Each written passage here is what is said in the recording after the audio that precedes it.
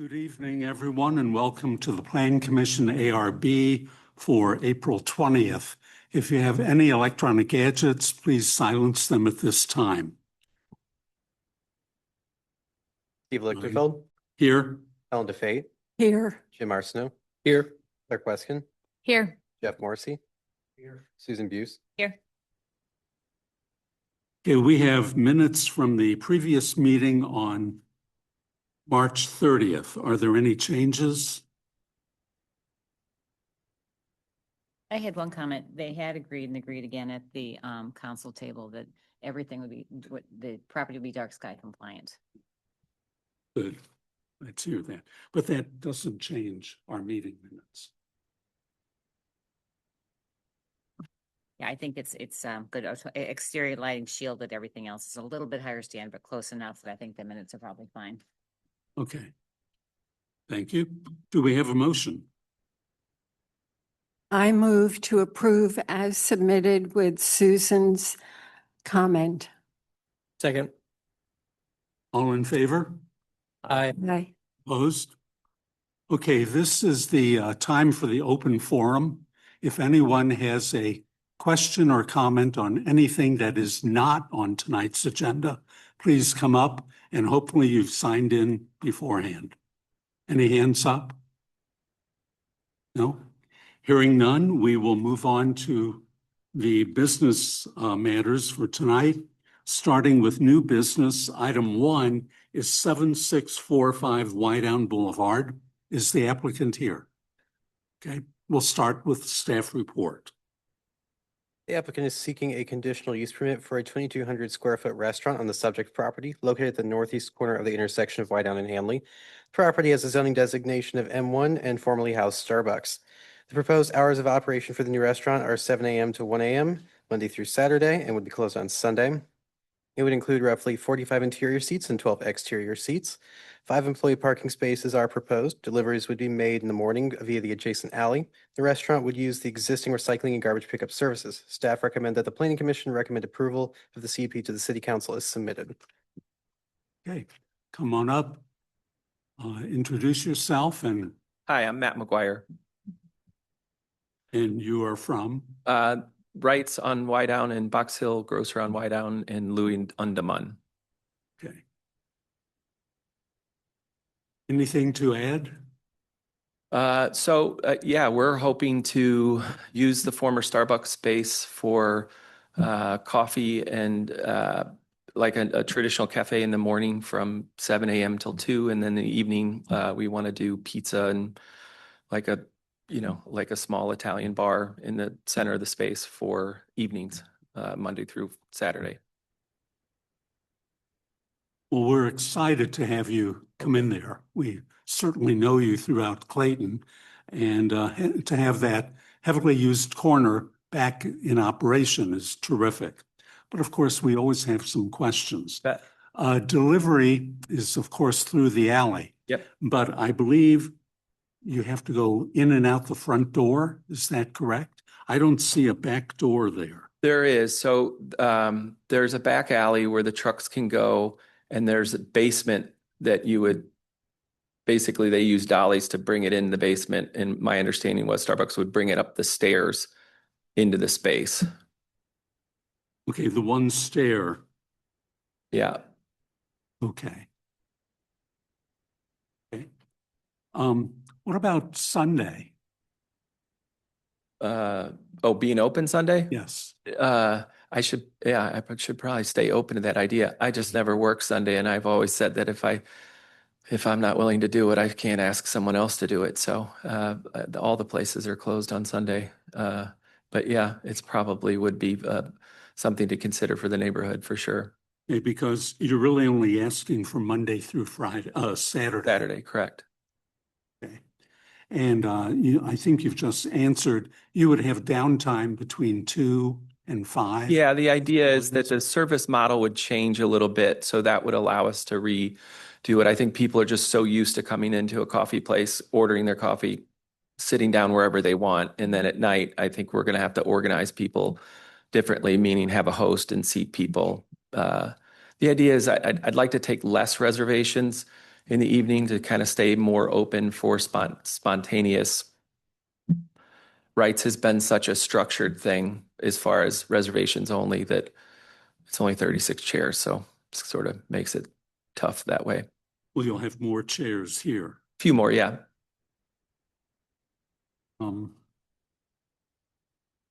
That's it for me right now. Ellen? I don't have any questions except when do you expect to open? Oh, I would love to open in October if we can really hustle. The place is cleaned and gutted and tidy, but once we start construction, hopefully with any approvals, I would love to try to make October. Sounds good. Jim?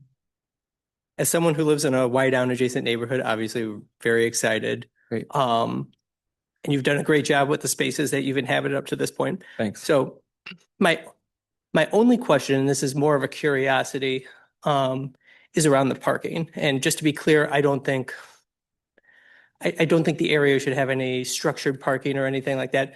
But obviously before, with this being a Starbucks, this was a space that was not at use at night, and you're aware of the parking challenges in the area. Oh, yeah. Now that you're operating basically 3 of those spaces and more of that burden falls on you, I guess, or on your customers, have you ever explored, since there's clearly a parking agreement with the church, have you ever explored like a valet model or anything? Because I can tell you it's a sport also when you sit in those front seats at Wrights and watching some people try and parallel park over and over again or Yeah. wait for a spot. There's something unique about the curvature of Wydown right there. It makes it really hard for people to figure out where the curb is. We watch it all the time too, and it doesn't go well.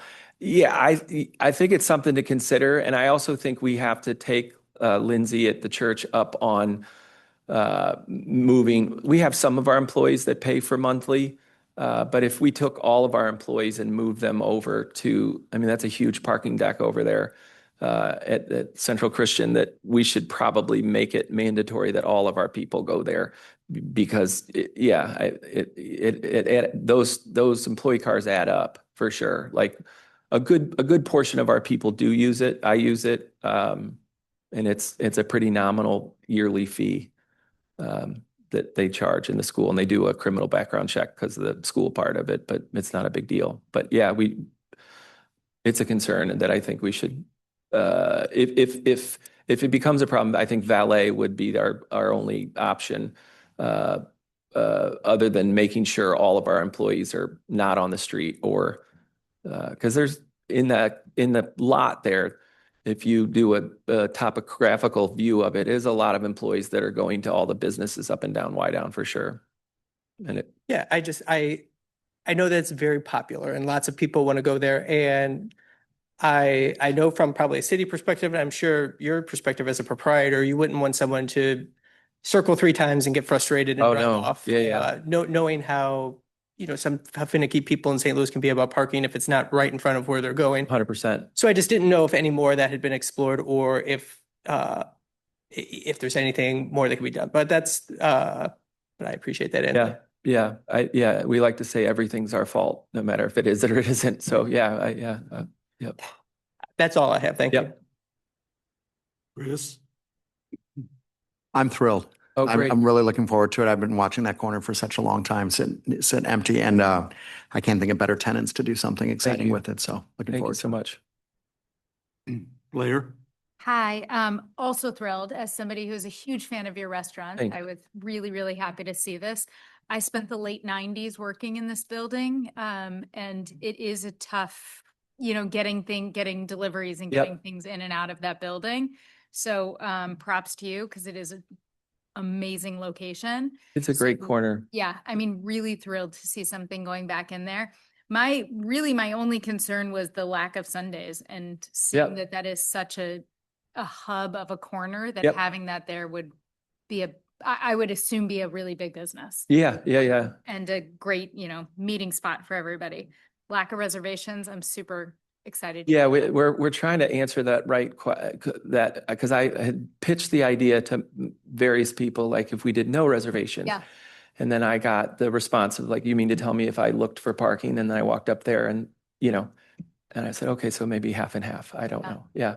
Well, and I mean, even with Louis, your sort of model going away from that. So Yeah. it's There's a exciting to weird hear. thing that happens in Demond where it all Yeah. sort of works out, and I don't know how, but Yeah. yeah, So super excited. good. Thank you. Thank you.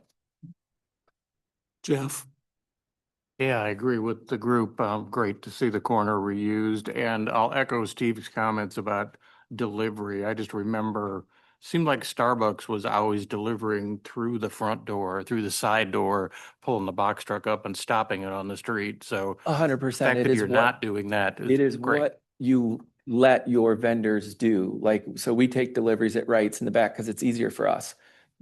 But they would prefer to go through the front door. It's easier, but yeah, so. It just becomes yeah. kind of a traffic issue on Yeah, Hanley. 100%. Those So, trucks are big. Right. Yeah, But nothing else. Yep. Great project. good. Susan? As somebody it's always the last minute, should we go get something to eat? I love that no reservations Yeah, idea. yeah. And I could walk over too. I also appreciated hearing some of your philosophies on business just in these few comments you've made, and it certainly shows in the success you've had and how Oh, thank wonderful you. your restaurants are. As a Ward 2 council person, I am so happy to have an answer. The number of times I'm asked when that corner is going to be activated again is crazy. Yeah. So we'll look forward to having It's a our great building. yeah. I mean, it's a beautiful building. Yeah, we'll look forward to having our next Ward 2 coffee there, I guess, after October. And then finally, with this restaurant, with all your restaurants, I hope that you consider the Green Dining Alliance that the city supports and helps fund the cost with that. You'll sticker in the window and all that. Not that you necessarily need more recognitions, but it is something I hope that we can do more. I haven't met with them in a while. I think it's worth meeting with them for sure. It is a challenge as far as where all their gear goes. So, yeah. Yeah, just looking at that to help with composting or whatever it might be, that would be great. And the only final thought that I have is that we do get concerns from neighbors in that area, primarily on the south side, but just with the restaurant, the trash, the recycling, things like that, and capacity. And are you comfortable with the capacity that you're going to have for? Yeah, I think well, I don't want to say jinx myself, but I think it might be easier. It writes, we have trash pickup every single day, except for whatever day that waste management doesn't pick up. But I think Monday through Friday or we literally, the truck comes every day because we're bound by 2 smaller dumpsters. So we have to pick up every day. I would love a solution that if we could work with somebody in because most of it is boxes. I mean, what fills the dumpster is cardboard boxes. I mean, they have a recycling program, but I don't trust Waste Management really does anything except for throw it away. That's too bad because boxes should be the easiest. Their easiest one. It's the only thing, honestly, that is recyclable. I mean, truly, I learned that from Green Dining Alliance. Like, plastic we've been lied to. So, yeah. Right. Yeah. I can't wait. Thank you. Thank you very much. Any comments from the audience? Please come on up, identify yourself, and speak into the microphone. Hi, Karen Fairbank. I live on Forest Court, so I share the alley with the Wrights in Box Hill. And the biggest problem we have, not just the parking, because it's horrible. I mean, everybody parks on our street and leaves their litter, but it's more the deliveries. I know you've really tried to get your deliveries, but they park in the middle of the street. They block the driveway. They block the top of the street. They go the wrong way up the street. They go down the alley. It's constant. I mean, they don't deliver where they should be delivering. There really isn't any good place for them to park. If they back into the driveway, we can't get out of our garage. So I'm not confident about what will happen at Starbucks either, or the new one, Gigi's. But I don't know what the answer is. I mean, maybe the parking lot at the top of the street that the city owns would be a good place for them to pull in. And I also wonder if that's a good parking place. I don't know how many meters are available there for customers. And after 5 o'clock, it's free anyway.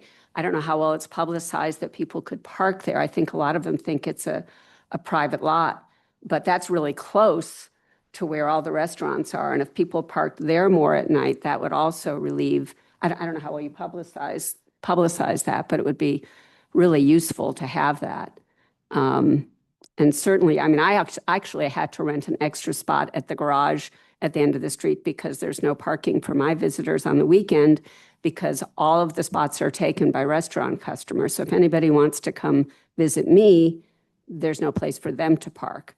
So I actually have to pay for an extra parking spot, even though I have my own parking spot in the garage. So parking is definitely an issue. And that's one of the reasons Starbucks left, was because they said there was no place for mobile orders for anybody to drive up and just park. So I'm really concerned about the parking, and I'm really concerned about the delivery. I really want them there. I mean, I'm not objecting to it at all. I'm really excited. I know the school kids will be disappointed that you're not open from 2 to 5. But other than that, I mean, I think it's great that it's going to be there, but the delivery issue is really bad. And it's dangerous because if people are turning onto that one-way street and there's a truck that's coming up the street, it's really scary sometimes.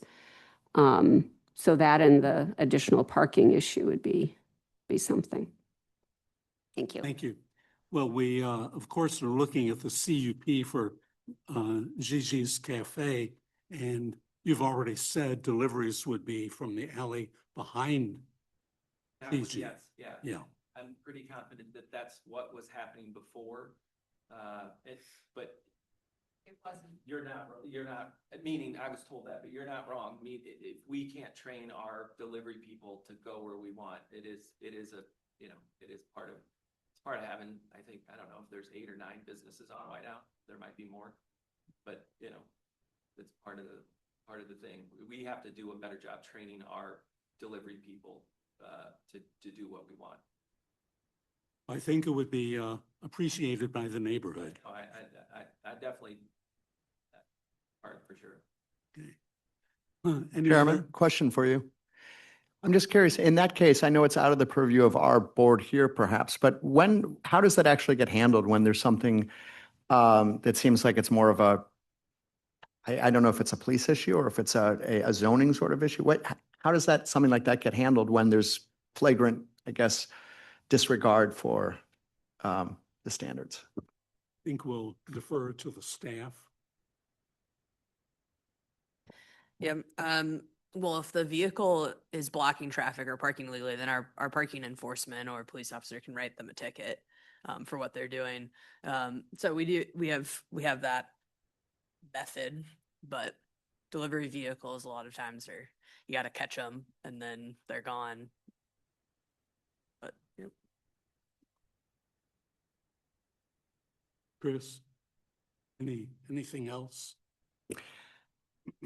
No, I'll have to digest that and figure out who deals with that going forward. I think it's off this board though. Blair? One thing I just wanted to note from that was that public parking lot on the corner.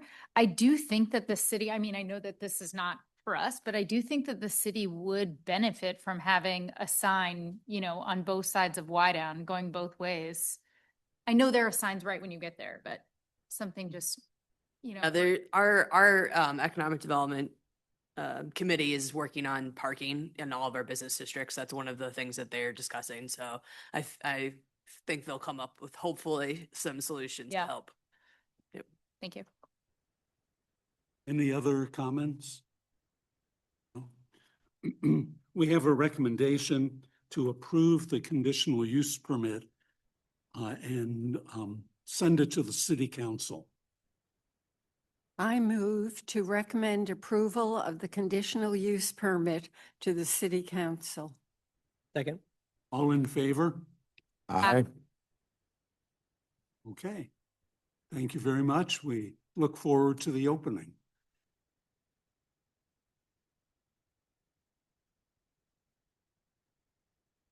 Okay, we will move on to item 2, which is 801 Seminary Place. Is the applicant here? You are, okay. Then we'll begin as usual with the staff report. This application is for consideration of a conditional use permit to govern the construction and operation of residential and recreational space, stormwater improvements, and traffic and parking improvements at the Concordia Seminary campus. The CUP area focuses on a portion of the campus that is west of Seminary Place and would replace all existing CUPs for the area. The proposal would facilitate future construction while maintaining the existing protections and buffers for surrounding property. Improvements in these areas would be subject to site plan review and architectural review. The CUP would not support density beyond the existing conditions or those conditions identified as part of the CUP application and plans. The site plan review process would provide the public opportunities to review and comment on details of each construction phase. Staff do not anticipate adverse impact on the surrounding area, and staff are of the opinion that the proposal meets the requirements contained in the regulations governing conditional uses. Staff recommend that the Planning Commission recommend approval of the CUP to the City Council with the conditions noted in the staff recommendations section. Just an item to note in your staff report, condition 11 shows up as blank. That's just a typo. There's 15 conditions, not 16. Okay. Thank you, Ryan. The applicant, come on up. Introduce yourself and add whatever you'd like. My name's Cole Hofarth. I'm an architect at Lawrence Group here representing Concordia Seminary. Evening, Jared Wilson with Cole and Associates. I'm here as well to answer any stormwater questions. Do either of you have any information to add to it at this point? We do not. We had one question about item 3 of the staff recommendation, and we're happy to discuss that at the right time. Well, if you'd like to clarify that Okay. now. So the staff recommendation is to maintain a 200-foot setback from surrounding property or from adjacent property lines in the multifamily residence zone. We wanted to point out that there are a few homes that are currently in that zone that are out of compliance already. And since if you go to the next slide, part of this project is largely to maintain existing locations of those homes. However, we've located them each at least 15 feet apart from each other for constructability purposes. And due to that, we are not within, at the far north and the far south, we are just barely not within that 200-foot limit. And we believe that was pulled from an expiring CUP that will be rolled into this new one. So we wanted to discuss that if possible. I can't tell which ones you're referring to. I assume in phase. It's in one. phase 3. It's in phase 1, the farthest south one. The current house number 14 is actually around 195 feet from the property line. We are proposing rotating that so that there is better orientation against the roadway. And it brings our new total to 188 feet as opposed to the 200-foot setback limit that's stated in criteria number 3.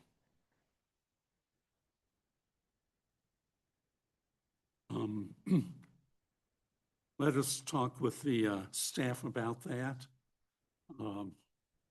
Seems to me that we have sufficient space there to be able to move the buildings around to maintain the 200-foot setback.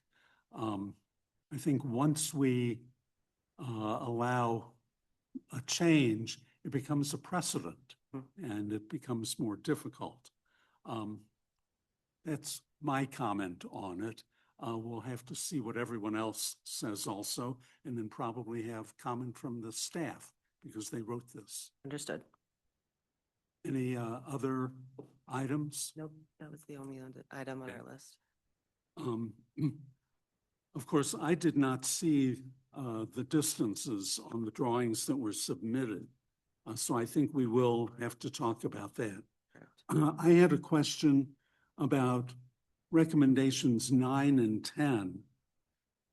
And there we talk about height. And I was concerned about that because we really don't determine height in these staff recommendations. And let's see, Ryan or Anna? Sorry, I don't know, you're asking to put a height restriction in there or? I'm asking why we do not have a height restriction. Oh, well, there is a height restriction for institutional uses within our zoning code already. And the 200 feet that's included in there would be larger than the maximum height. So we didn't include a condition because at this point we weren't modifying what the code allows for height. As long as we have it in there, in the code, even though it's not written in this record. Right. So everything under that would apply. The setbacks that Ryan included in the recommendations, such as the 200 feet, that's because those are in excess of what the basic code would require.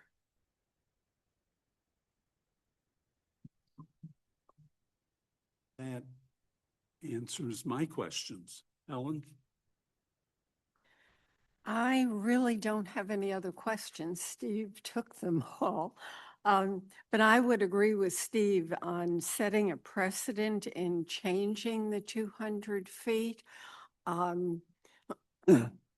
What we have before us, is that something that you've looked at and said it needs to be this? I mean, we're looking at a scale that is quite small. Understood. So I just want to point out there's 3 houses at the far north that would be removed, or 3 buildings at the far north that would be removed. The corners of those 3 buildings have current setbacks as little as 171 feet. So we were trying to place the buildings basically on top of that new one, or on top of the existing footprint. The slight reason for variation is because our buildings have grown in footprint slightly from the existing, we are trying to maintain 15 feet in between them for constructability purposes. I absolutely think we can get back to that 171 feet that is existing, and we can maintain that. Getting to 200 there, we would be into the existing roadway that we are trying to maintain as part of this project. Okay, no, that explains it. Thank you. Jim? My first question is a staff question, and I'm just curious, what are the differences between handling this as a CUP versus an overlay, which we've done before? Because it seems largely like a lot of these function like an overlay, so I was just trying to understand the differences between those. They do. There wasn't an interest in doing another overlay for this property at this time. So that's because that's a different setting up your whole zoning versus the CUP, which relies on some of the elements that are already established within our zoning code and then provides additional protections on top of them, which is the conditions that you would have in the CUP. So the overlay district starts from scratch. You're establishing all of the regulations. Okay, so we're largely achieving the same thing just through a slightly different way. And as opposed to maybe some of the overlays where it's been a bit more of a question of what I mean, we kind of largely see the plan here of. Right. Yeah, their operations, and especially with this plan with replacing the buildings in almost exactly the same spot, not much is changing. So we're able to really anticipate the development in that manner to use a conditional use permit. And there are the other existing uses within the campus that are going to continue to operate under those conditional use permits that are already issued. So it is a little bit different compared to WashU, where we don't have all of the phasings and other things identified for moving forward. Okay, that makes a lot of sense. I just wanted to make sure to clarify that before I moved on. I will say overall, through the prior processes that we've been through on the site, public sentiment seems to be people really want what's there to stay there or something very similar. So I think largely when we look at this plan, it's achieving that. So I think from a public standpoint, I think that's something that they would enjoy. I did have a question just because I know, once again, when this parcel has been discussed before, the trees and the tree cover comes up a lot. In your dry basin that's down here in phase 1A, and then also the new road that will connect the overflow parking to the main road. Do you have, I know at least this new road, it looks like there's a large number of trees that go through there, and I don't know if any trees would be eliminated for this dry basin, or if you could provide any sort of estimate of what you think there. Sure. So we will be doing an actual caliper inch replacement as part of our site plan review for the entire swath of this campus that we are affecting. We are currently in process of documenting that existing tree canopy coverage post-tornado damage. We had documented it for the last phase, and that's no longer applicable because of the situation that we're in now. So I do, yes, tree coverage is a very big part of this conversation. Tree replacement's a very big part of this conversation. I will say the new North Road primarily cuts through their existing soccer field on campus, so there's not a lot of trees that we'll be taking down to make that particular part happen. But for the dry detention basin, yes, we will have to lose some of the tree coverage over there, and they will be replaced in a caliper inch requirement that we're per the city of Clayton guidelines, which I believe is potentially why it's not listed here again. Yeah. Can you talk about handling detention through these large open basins versus maybe some of the other strategies that have been considered in the past and maybe a more compact environment? Sure. I'm gonna bring Jared up just because he's our civil engineer on the project and he'll be able to speak more intelligently to that, but. Thank you. Yeah, great question, because this kind of rolls into the tree canopy question that you just asked. We need to make improvements to the existing basin on the southwest corner of the site, and that's to bring this up to current code. So our detention basins that we're proposing need to meet MSD design criteria that they're adhering to. We have to adhere to today's guidelines. So, you know, that existing basin doesn't meet what today's end goal is, right? So with the improvements there, we're removing trees. To Cole's point, we have to replace those in some place on campus. The other basin to the north would treat the north watershed. That would be a new basin. And it's above ground. It's simplified. We don't need to meet water quality or volume reduction or any other component that MSD is gonna, require us to adhere to typically. So this is just a simple approach. It's cost effective. It meets our end goal. And to be honest with you, MSD is going to require us to meet another level above what they typically would on this campus, just because they're aware of the downstream storm problems and surcharges and items. So because of that, these systems are going to be a little bit larger. So then going back to that cost-effective approach, we don't want to go with another system like underground or a water quality feature because it's not required. Yep. That all makes a lot of sense. Thank you very much. Chris? Yeah, I've got a number of things, and I think some of them are for the staff. And the first one's an easy one. I just see on mine the staff recommendation 11 was left empty. Is that on my sheet? I don't know if that is. That's the typo. Okay, that's what I assumed. I just didn't know if we're using invisible ink for something that we need to do.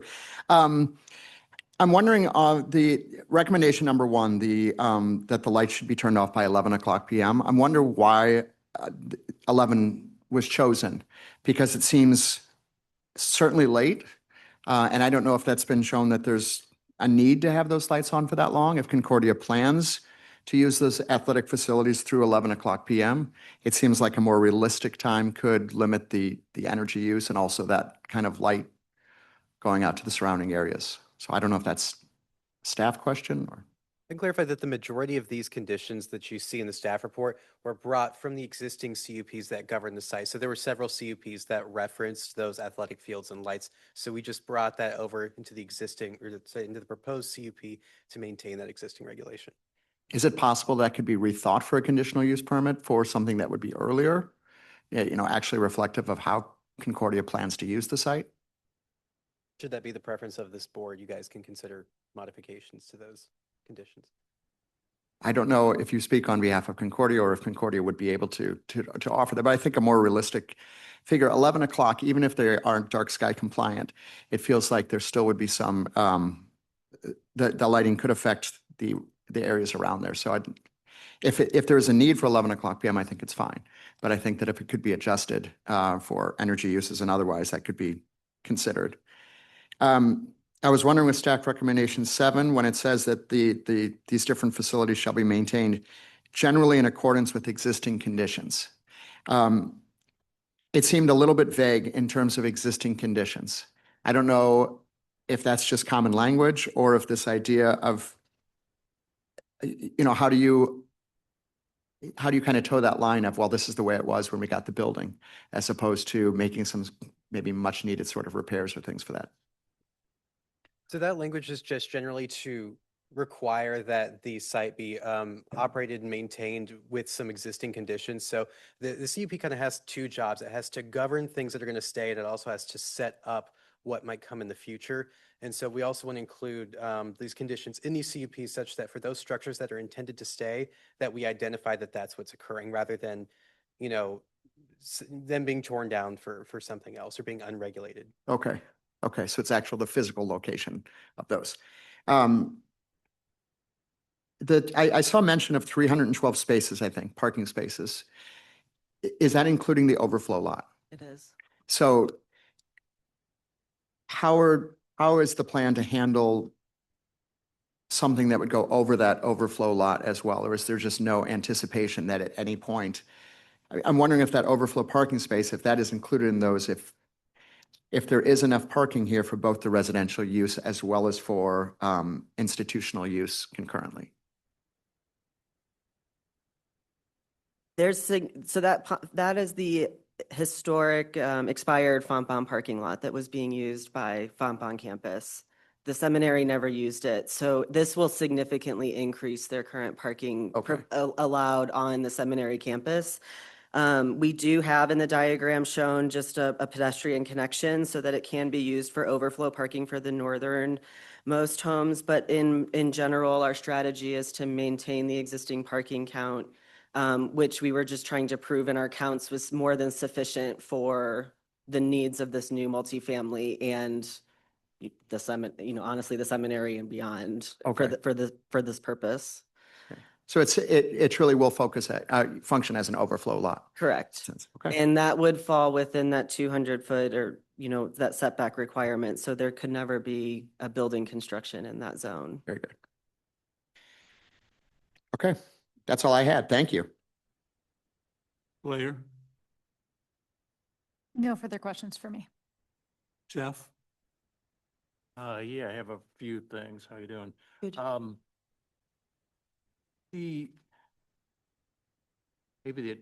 Some of my questions are around when all this is going to happen, and I know you don't know a lot about when it's all going to happen, but I see that where the eastern line is struck for this CUP right at Seminary Place, but the efficiency apartments are to replace units that now exist to the east of this site, correct? Correct. Should this CUP cover what might happen to those buildings and those units when these efficiencies get built? Or am I reaching too far? Maybe this is a question to you and to staff at the same time.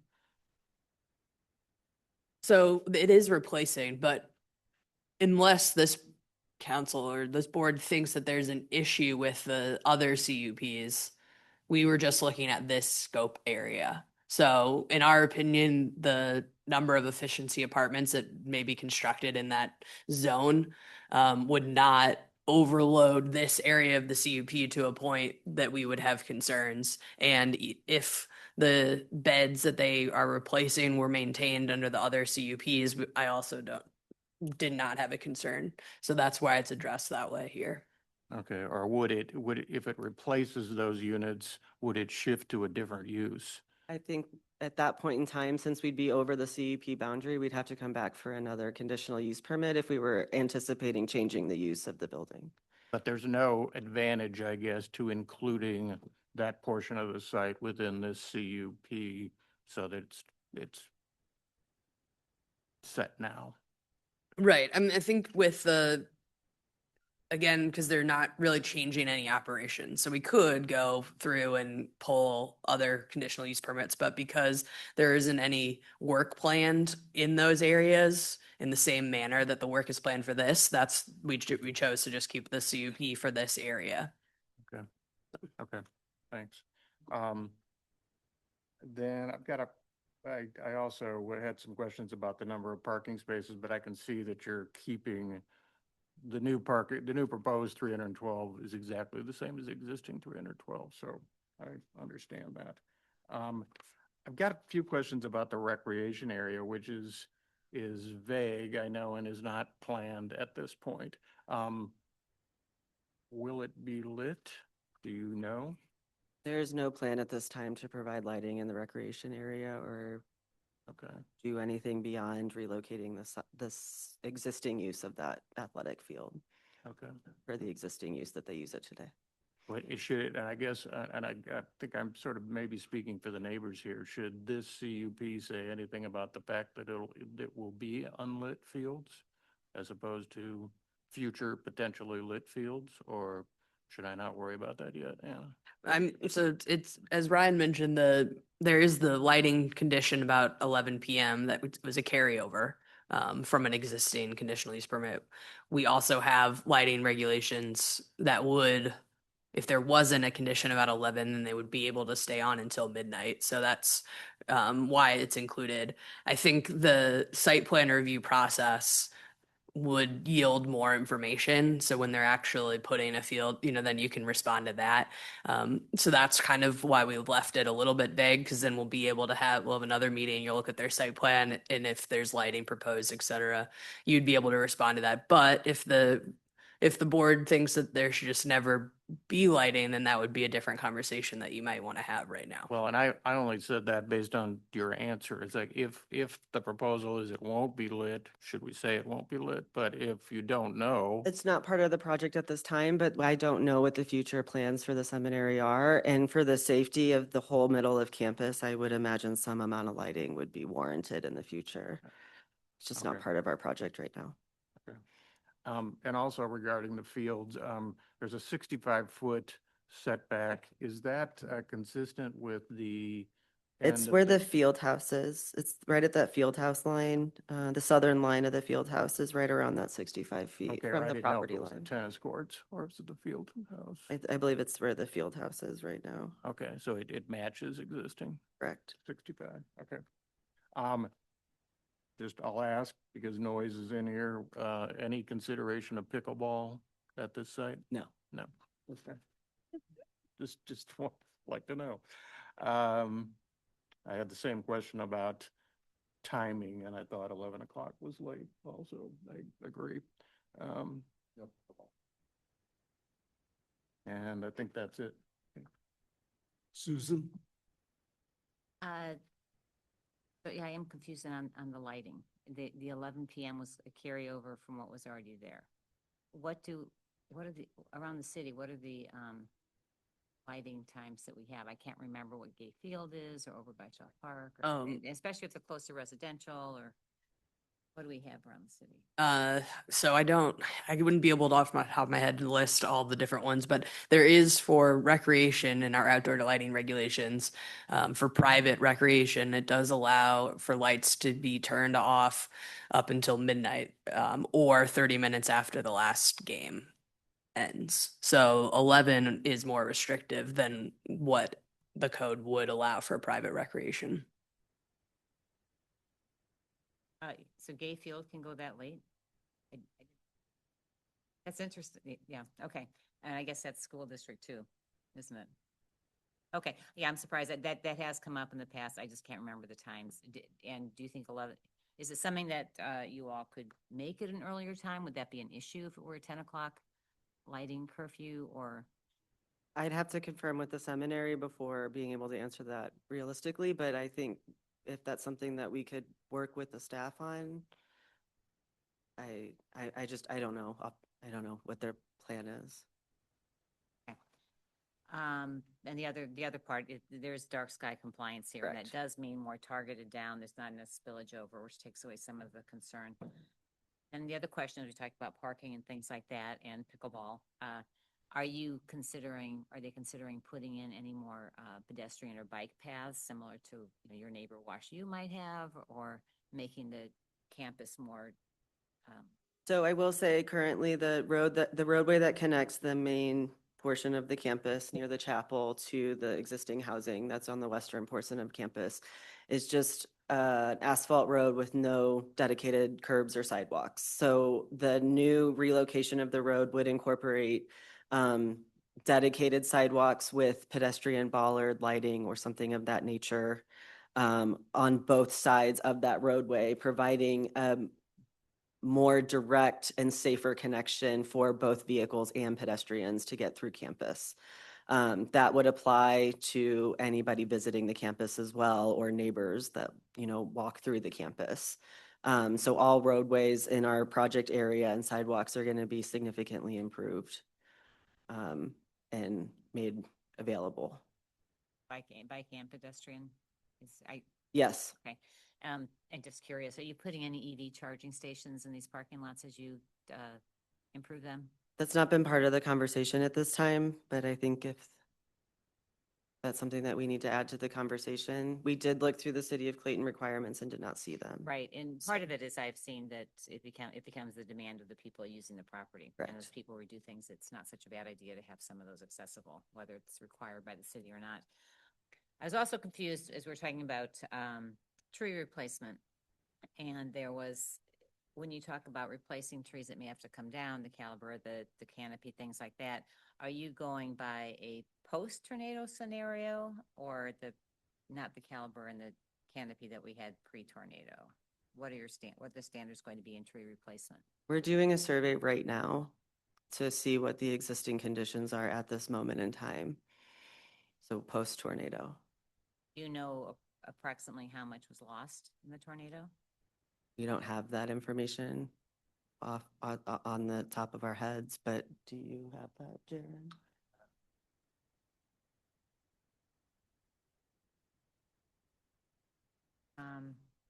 And then a little bit more discussion on the 200 feet. We pulled that from the prior one as well, is that right?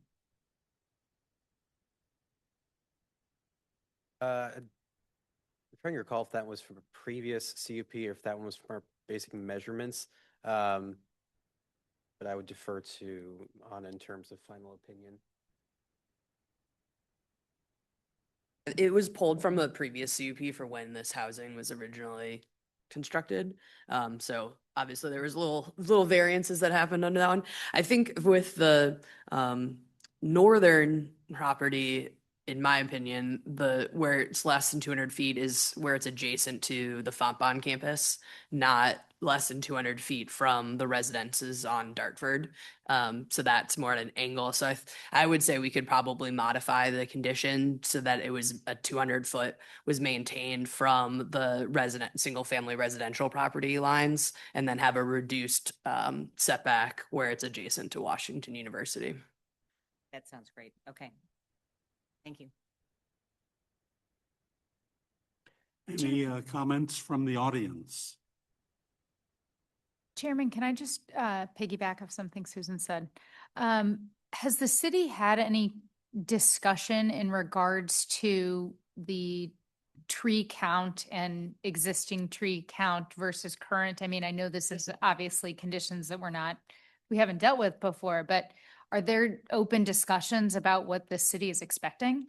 Right. So the regulations for tree replacement for non-residential uses, so for the institutions, is based on a caliper replacement within the project area. I'm sorry, to be more clear, I meant yes, I'm familiar with that, but specifically in regards to the storm, in regards to tree damage from the tornado. Right. And how No, would you- because the requirements are just based on what is being removed for the project that triggers the tree section. So Yeah. technically there is, unlike with the canopy requirement that we established for WashU South 40 in that overlay district, they are only required to replace trees that they're removing to facilitate construction, but they could just remove a tree at any point that was not facilitated with construction. They wouldn't be required to replace it. So the trees that they've lost due to the storm, the city doesn't have a requirement for them to replace those trees, but we will have a requirement where they'll have their project impact area. And if there are trees being removed in association with construction within that area, then they'll replace those. Does that mean that prior to doing any construction, they could remove all the trees from the location? No, So that the- they didn't have, I'm just. Yeah, there is a provision that says any trees removed within a year of the construction would need to be counted. But I will also say that we are maybe just barely beginning, reviewing all the tree and landscape requirements to update those sections. So these are, to move forward, these are all things that you all will probably want to consider as we look to maybe adjust some of our tree protection requirements for moving forward.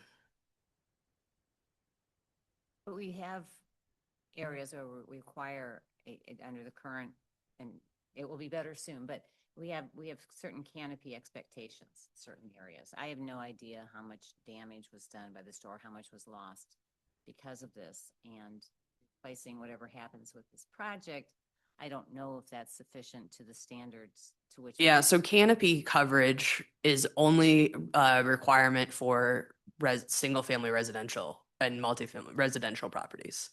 So in this case, an institution is a non-residential, technically, the way the zoning code sees it, it's a non-residential use that's allowed in a residential zoning district. So that's triggers the caliper section. Not the canopy, with the exception of Washington South 40 overlay district, which sets a canopy for them that they do have to maintain at any time. So it's a very different approach that's outlined in that overlay district, because otherwise we set the canopy coverage for our residential zoning districts was established based on a study that told us what the kind of the average canopies were. And so we set the goal of where we wanted to be with canopy coverage within these zoning districts. And then that is what we review against when a project comes forward. But we don't have requirements within the code to track that in between time. It's just purely triggered by somebody who's doing a project under site plan review. That's when we start looking at the trees. So if your neighbor cut down all of their trees on their property right now, they didn't break any requirements. Now, if they go to rebuild a new house, then they will have to bring the site up to the requirements of the canopy coverage. Okay, so caliper or canopy in a project that's this particular project, what is the standard to which we can hold? Right. So for this project, it would be if they're building phase one, and during phase one construction, they're going to remove 50 caliper inches, then they need to replace up to a certain number of calipers. And I don't remember what it is on the top of my head, but then there's a replacement requirement based on that caliper inch removal. Correct.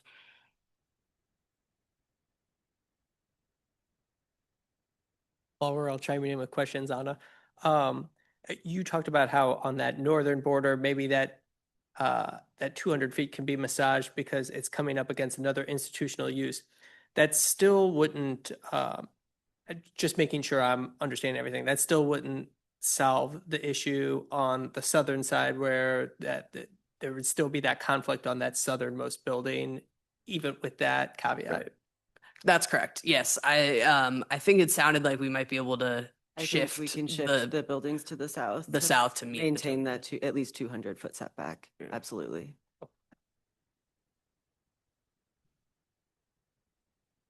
Any other comments? And we've asked about audience comments, and there were none. Take that back, Mr. Shagrin.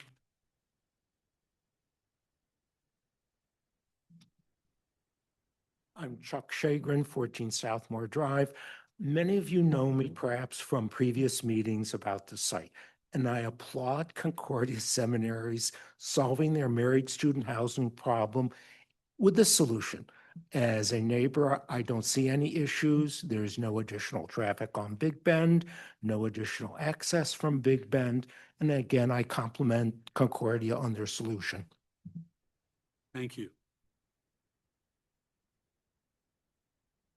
Okay, if there is no other comment, we do have a staff recommendation to approve the conditional use permit to the city council with all of the conditions. And I believe we've modified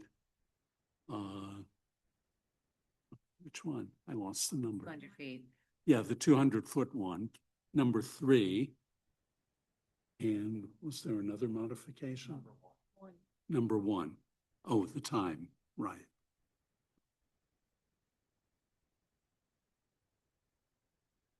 I think it is discussed that people would like to modify, but I don't know if we discussed a specific, because yes, I would be hesitant to modify it depending on what it was modified to. I would agree with that. And Without understanding their needs. well, I think we have to wait and see what is to come up. Right. Under a site plan review, you would be able to add additional conditions under that specific project if you wanted to.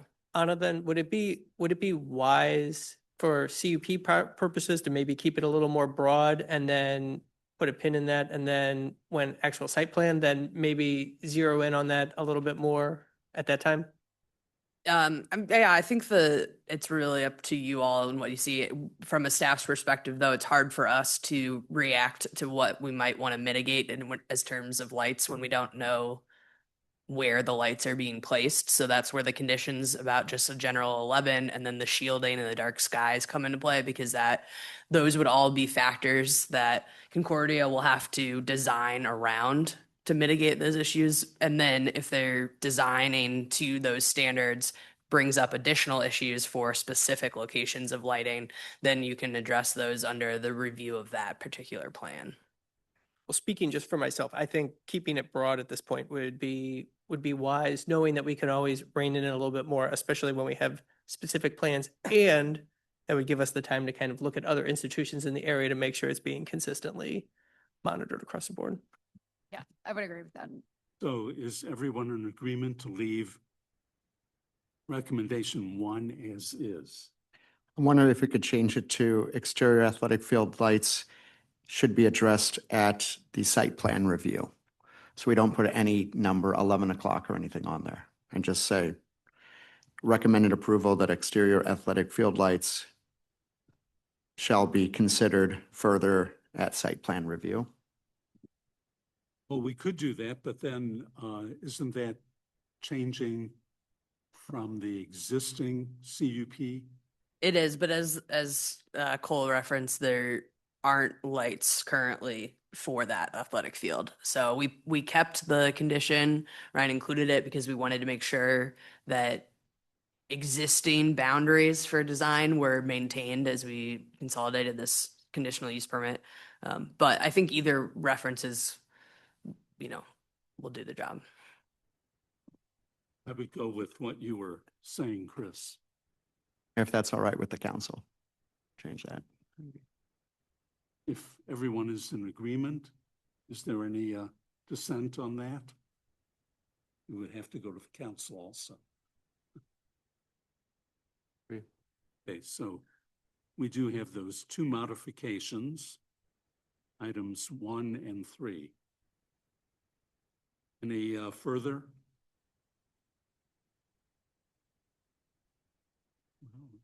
Give it a try. Okay. I move to recommend approval of the conditional use permit to the city council with the 13 staff conditions as stated, omitting, 15. well, 13 is stated, revising number 1 to exterior athletic field lights shall be turn off time for exterior athletic field lights shall be determined at the site plan. And number 3, a setback of at least 200 feet shall be provided between the multifamily structures and adjacent property lines at the south end of the site, with the north end to be determined at site plan review. Second. Say that 5 times. I'm sorry. Said say that fast 5 times, Helen. Right. All in favor? Aye. Opposed? Okay. Well, thank you very much, Cole and Jared.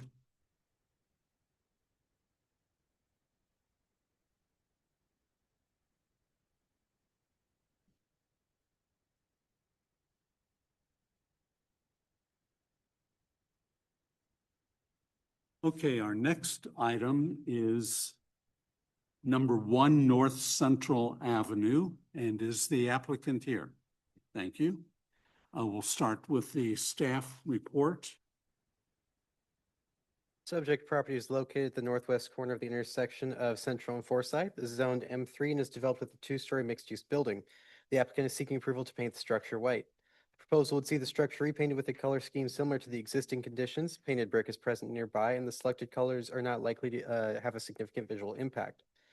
Although future construction may cover the mural on the north facade, no such construction has been proposed to date. Staff are of the opinion that the mural provides visual interest and activation along North Central Avenue, which is a highly trafficked street. Staff are of the opinion that proposal will meet the architectural review criteria with the retention of the mural. Staff recommend approval with the condition that the paint not cover any portion of the exposed mural on the north side. Okay, the applicant. That we actually wanted to. Could you? Oh, I'm Marnie, Miss Sally Clark, and I'm with Hoffman Commercial Real Estate. And the only question we wanted to clarify was that the top of that end with the mural is now yellow. We just wanted to make sure that it was okay to go ahead and paint that white, not painting the mural at all, but just pulling the white around the back of the building. I have a picture of it. I don't know if everybody can see that, but If you could circulate that. yeah, I've definitely. looked at the mural many times, but don't remember yellow.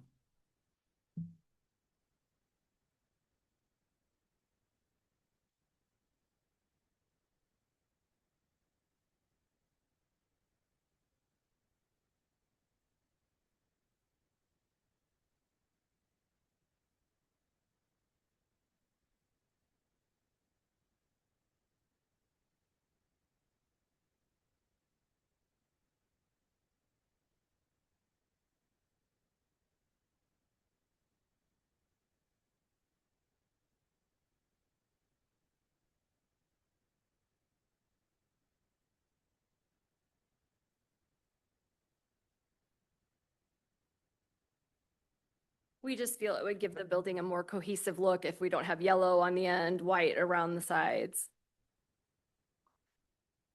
So that would be the only change in the paint scheme, and you would maintain the mural in its present condition. Correct. The entire top of the building right now is yellow, so we are proposing to paint that all white with the gray accents, but take that around to the back. We just wanted to make sure because we're not going to touch the mural. Initially, they were saying paint the whole back of that whole end of the building, but then after staff gave their recommendations, we looked at it a little bit further and understand the significance of that mural. So we just want to make sure we can paint the top white. I think that's a fair minor change. Yeah. But let's see what everyone else says. Thank you. Helen? Are you painting the west side of the building? Yes. Okay, the north section of the west side, there's a small one-story building.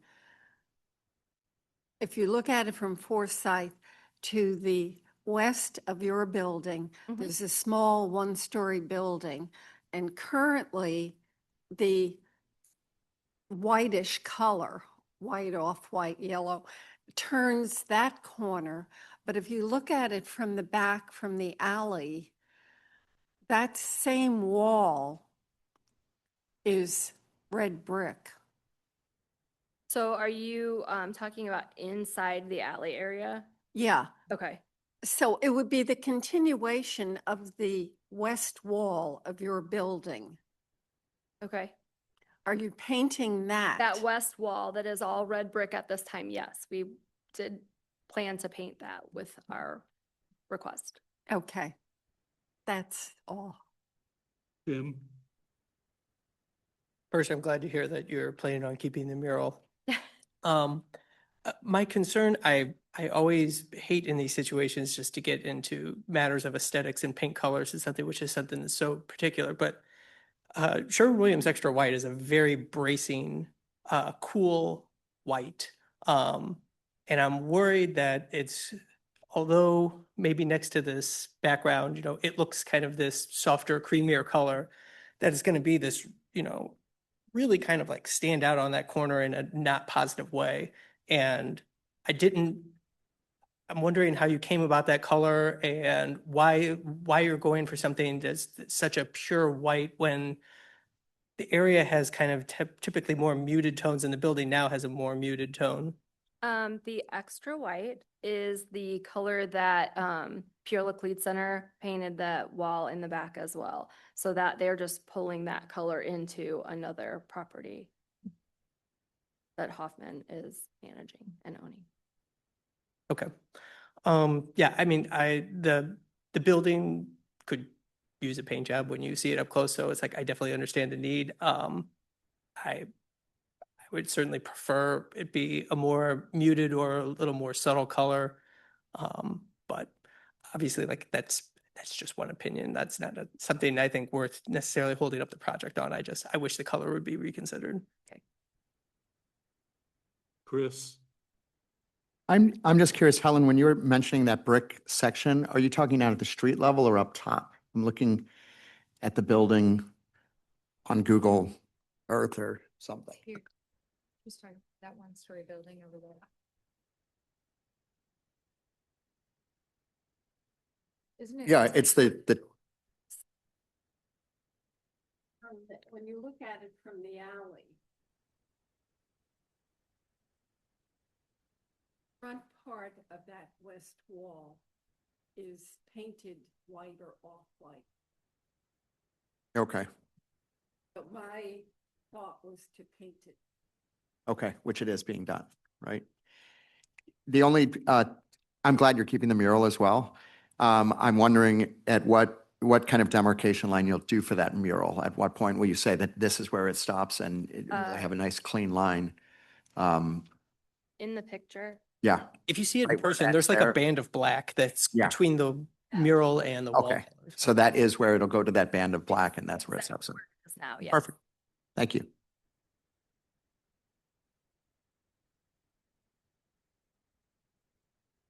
I also am glad, I happen to love that mural. I was super excited to see that. So I'm glad you're keeping it. That was all. I was concerned. Could I take a look at your picture again? We have multiple mural questions, sorry. I guess there's nothing we can do about this, but I assume the mural extends up the rest of the height of that elevation. We don't know. Well, they've only got half of a Yeah. evaporated milk can. Yeah, So I'm assuming that whole side of the building was likely mural at some point. So what we're doing is agreeing to yet another layer of paint covering the existing mural. Half of it, it looks to me like about 2/3 of it or half of it is showing at this point. I don't know if we can have any effect on that, but unless we want to ask somebody to remove the yellow paint to expose the rest of the mural, but I doubt that we can do that. Well, I think we have to deal with the existing condition here. If we knew that there was a mural continuing up to the top, I think that would be different. But I don't think we have any preservation ordinance that would even cover this. No, we don't. I was curious personally if they had talked to an artist about finishing the top half of the mural. But It's, we And have, it's- we have asked a power washer and they said that if we would power wash it, it could pull whatever is underneath that yellow paint as well off. So to try and maintain everything that's there, we're just. because we can probably find photographs of what was there with enough research. We or somebody could probably find. And I suppose it doesn't, the fact that you're putting another layer of paint on it just protects it that much more in some ways potentially. But yeah, I really wish, when I saw that, that first thing I thought was, boy, I'd love to see the rest of it, you know, and see the whole thing because it's So cool. it's very cool. I guess that's just a comment, maybe not a direction. I wish we were seeing the whole thing. I do though, I think agree with Jim's comment about the white. I wish it was a little less white than the white that's proposed, because it's a pretty, and whites like that tend to over time start to dirty up in a way that sometimes isn't great. So I have a little worries about the stark white paint. I don't have much to add, but picking up on your comments, maybe if that white starts looking dirty, they'll decide to take it off and get the whole mural exposed, you know? Yeah, now thinking about that, that would be really awesome. The mural is great. It's a lot of fun. Probably good for business. But it can't make it come back at this time, I don't think. But so yeah, I have no problems with it. Is anything being done to preserve the mural itself? Don't have that information at this time. I don't know that there has been any talk of that. I think we were just coming to this point to try and figure out where we were going to go, that if we're going to keep the mural, what our next steps would be. But that is not a discussion that we've had at this time. Well, hopefully the building owner sees the value in the mural. Definitely. And following that, may want to look into preservation techniques. I'm not suggesting that it go in our review here, but that you take it upon yourself. Definitely. Can we Right. suggest that? I mean, can we, I mean, Yeah. I think that we should. I mean, One would like to do I think, that. I thought it was absolutely incredible when that was discovered. So I was so pleased. I mean, I think if that's something we can do, I definitely think we should do that. To recommend that. Well, I'm afraid to open up too big of a can of worms and stuff, but I was curious if you're able to share your long-term plans for the building. Are you planning on keeping this building as is and operating as it is, or how long these leases go? Or In my knowledge, there is no plan to change anything, to leave the tenants as they are and keep the building. But I don't know anything beyond that. Okay. Just because I think it's unfortunate, but at least most of the information that's been shared to me in this area is, but you know, people think that this building is, that this building is not for long. So. Well, Jim, years ago, we did look at the buildable sites in downtown. And this site was seen to be as relatively narrow in an east-west direction. And that might hinder some long-term redevelopment. But someone with a creative eye and ideas could certainly come up with something. Yes, I also just know with the building that came down to expose the mural in the first place by, you know, even if this building stays here, the mural could often be covered up because that's awfully valuable real estate that's really not being used right now. So.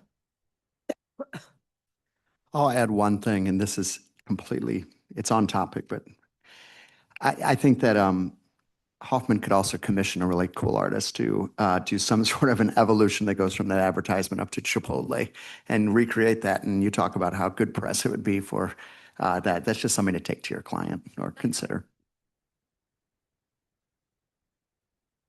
Other comments? Yeah. Ellen. I do have a question. You referred to a black band above the mural. Is that painted or is that the sealant and caulking from flashing that went from I don't know one exactly building what it to is. another? We have tuck pointing that's going on, and that is part of what they're going to look into, is exactly what that material is, so we know how to treat it. Okay, yeah, because on Google Maps, it did, looking at it and trying to blow it up, it looks very rough. So it has the characteristic of a piece of flashing was removed and all of the caulking and sealant is still there. It does look rough. Yeah. Okay, no, as long as you keep the mural and a black band there would be fine. It's probably a good ending if you don't want to continue the mural upward, which I think would be fantastic, but that's beyond what we can require. Any other comments? Any audience comments? No? Okay, so we do have a recommendation with one condition in it. And Jim, did you want to add anything about the color? I'm worried that's a slippery slope requiring someone to go to another color.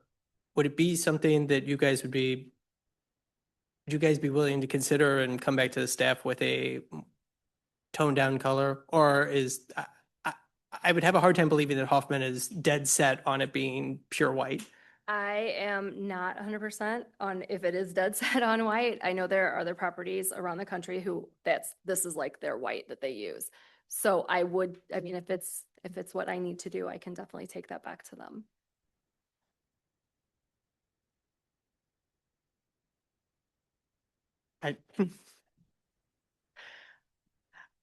I don't know. I would certainly like to see it reconsidered. I'll say this with something, and I think Jeff is kind of echoing my sentiments here, where if I sent my son to the paints to Sherwin-Williams and I said, just bring me back a white, you're gonna pull what looks to your eye the purest, cleanest white. And then a lot of times people see that color, then go onto a building, onto a wall, and they have kind of this, oh man, like I didn't quite know what I was getting myself into. Now, maybe this isn't the case because they've already painted another building there. I do have concerns with this being right in the center of Clayton and that it looking like some brand new construction rather than this century-old building. So the bottom line, are you recommending a condition to that? If it was up to me personally, yes, I would recommend that the color be changed. With staff approval.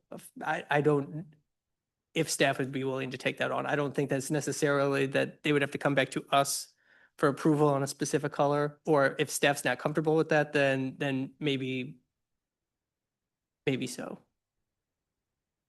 But yes, I guess if it was solely up to me, I'd prefer a more muted color than that white be on the building. Just I'm worried about the effect of that pure of a white on the building. Well, my opinion is if we want as a board a different color, we should put it in there and not have it forced on the staff review. Okay.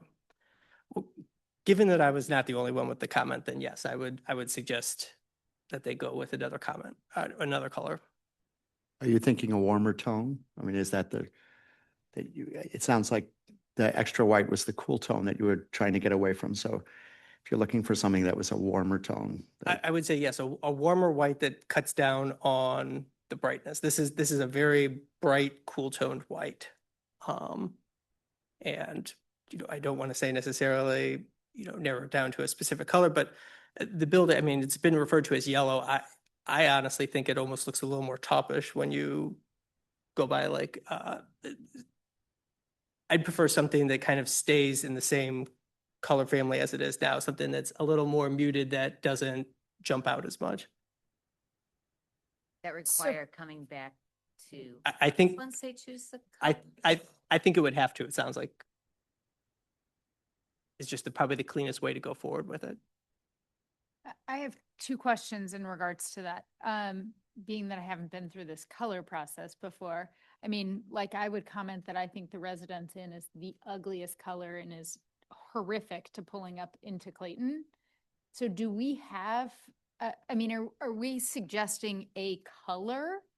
I mean, being somebody that picks out a lot of paint colors on buildings, it's a really hard process. And when you say that, you know, that's a go-to color in a lot of other cities, I mean, that's irrelevant because, you know, every city has different colors and different surroundings and whatever. So are we suggesting a color?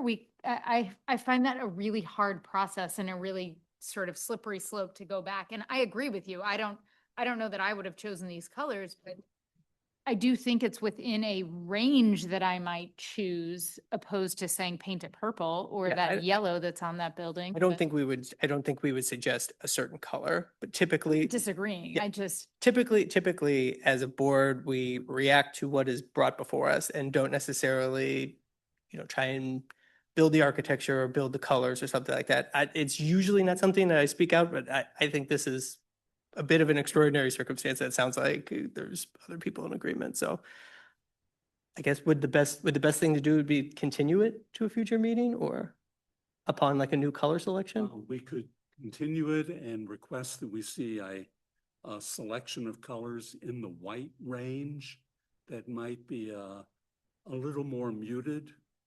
Okay. Do you have like a suggestion? I guess there's a lot of white range. Yeah. So I think it would be maybe easier if you said, these are the ranges which we require if there is a color requirement. I would say, and Blair, you're an expert in this, I would say if you start with extra white and then look on each side of it and see what the range might be. I don't know if we'll see much difference or not. I mean, I think if you also just said warmer, I'll go ahead and review it as a staff level. I just Leave it at that. yeah, I think Okay. I just think that they're trying to clean up the building they just bought, and if you give some direction, staff will do the final review as opposed to coming back for another meeting for this. It makes it easier on us. yeah, I think that's fair. Yeah. Okay. Are I you would okay refer, with that? I would refer to it as a warmer muted white if you can, Helen. You're gonna require them to stay with white or you just don't want, you don't want it as a. Oh, crisp. I would, yes, I wouldn't. It seems like they want to go with white. So yes, I have no reason to necessarily add white to that. I guess staff could always kick it back to us if they felt uncomfortable making the decision. So a warmer muted tone, we can say. I mean, Sherwin-Williams 7005, which is directly adjacent, is pure white, which is a warmer yellow toned one, which might work. I'm being serious. So that could, but that's, I think, Anna, you've got the right idea. You know what we're looking for, and you guys can. Okay. Okay. I move to approve as submitted with the staff condition that no part of the existing mural be painted over, and with two additional conditions that the west wall will be painted in its entirety and that a warmer white color will be submitted to the staff for review. Second. All in favor? Aye. Opposed? Okay. Thank you. Thank you. Okay, we'll move on to item 4, which is 125 Hunter Avenue. Is the applicant here? No? The applicant, I believe, is online. Give me just 1 second.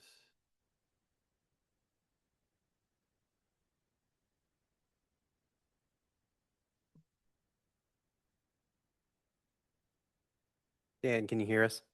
Yes. It will start with the staff report.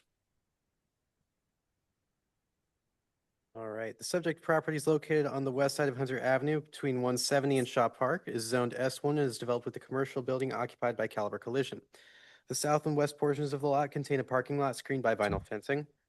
The applicant is proposing to replace the existing gate and install a new adjacent gate within the fencing. The existing gate provides screening for a trash dumpster, while the proposed gate would provide access to a recycling dumpster.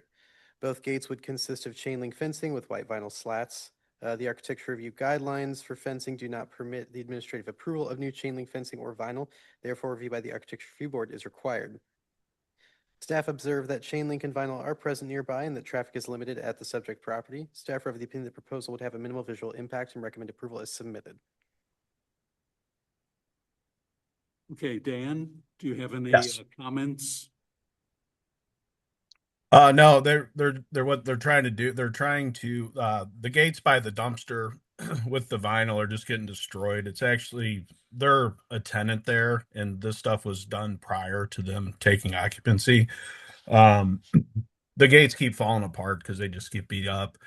And with the new gate proposed for where the metal recycling bin is, they're trying to get that to more accessible and moved over that way with cars waiting to be worked on. They're going to free up probably, I think, 6 or 7 spots in the back to get more customer cars that are waiting to get worked on in the back to get them off the street because they have overflow.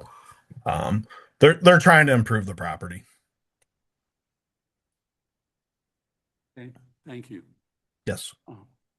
Having looked at the location on the cul-de-sac at the end of Hunter Avenue, very few people will see this, but I agree it really does need to be improved from what's there Yes. right now. So even though the construction of the fence is different because it's chain link, but it does have the white vinyl inserted in it, I really have no problem with it. But Okay. let's go around. Ellen? I only have one question, and it's more curiosity. Why are you switching from vinyl fencing to chain link?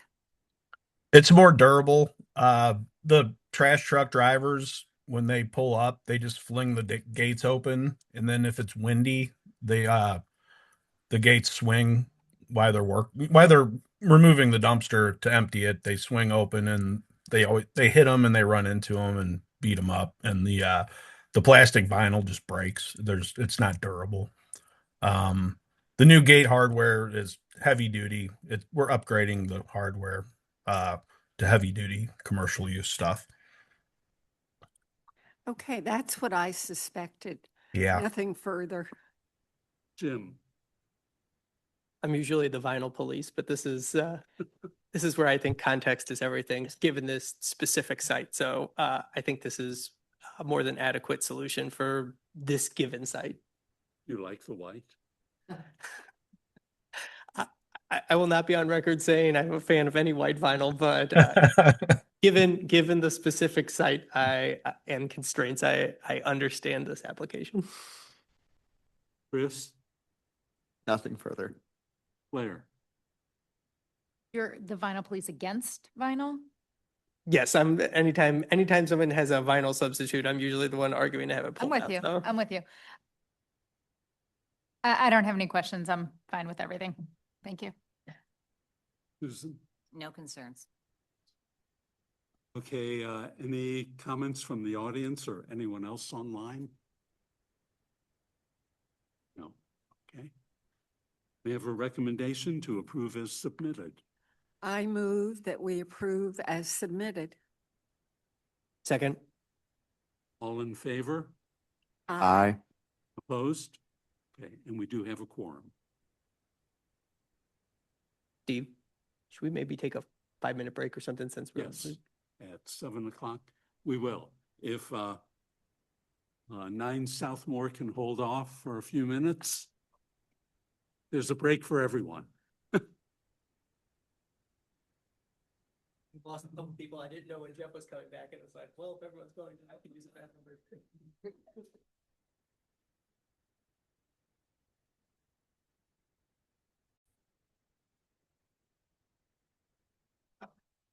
Okay, thank you, everyone. We'll continue now. Item 5 on 9 Southmore Drive, and of course, the applicant is here. But we'll start again with the staff report.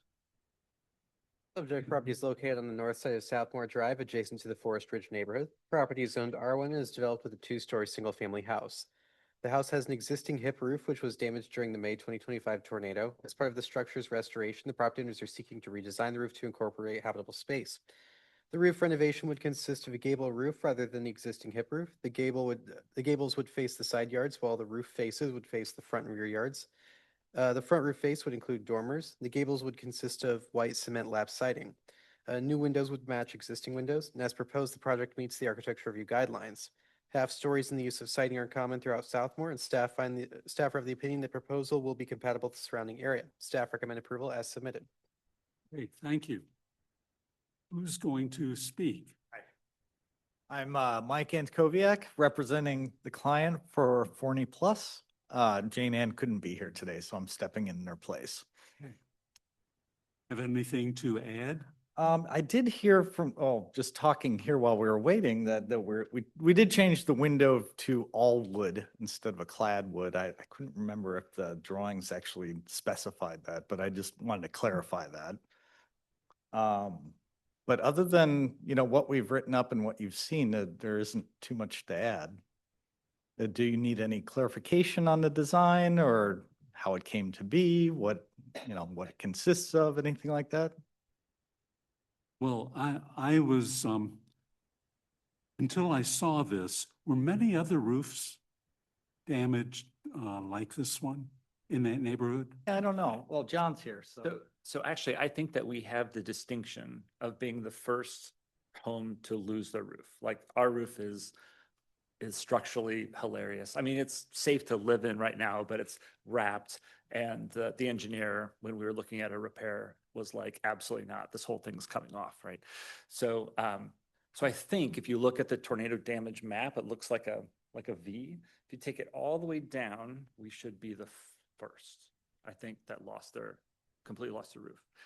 And in terms of like the change, if you drive through Southmore, our house always sort of stands out in that we don't have a third floor and we don't have dormers. And I think in 30 houses, there's like 3. We're one of them. And I think one of the houses was built in the 50s, right?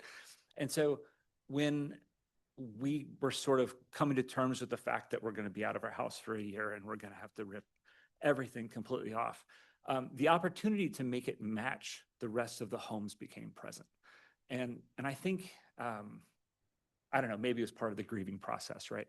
But it seemed appropriate to have it match. And that's where this whole project started, instead of just bringing it back to what it was originally, which if you look at it, isn't even, like there's a little more on the left than the right side. It was never really uniform.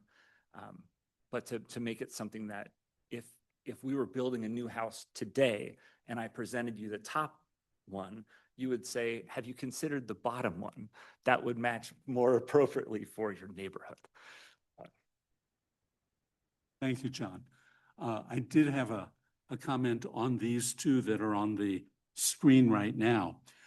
Both of those, we would have a foreshortening effect on the roof, and neither one of them would look as massive a roof as shown on this two-dimensional drawing. I don't recall seeing the roof before it was severely damaged. I would, of course, have no problem if you were to replace it, but also I have no problem with you adding the 3rd floor with the 3 dormers either. There might be other comments as you go around the building, but looking at the front, I'm okay. Helen?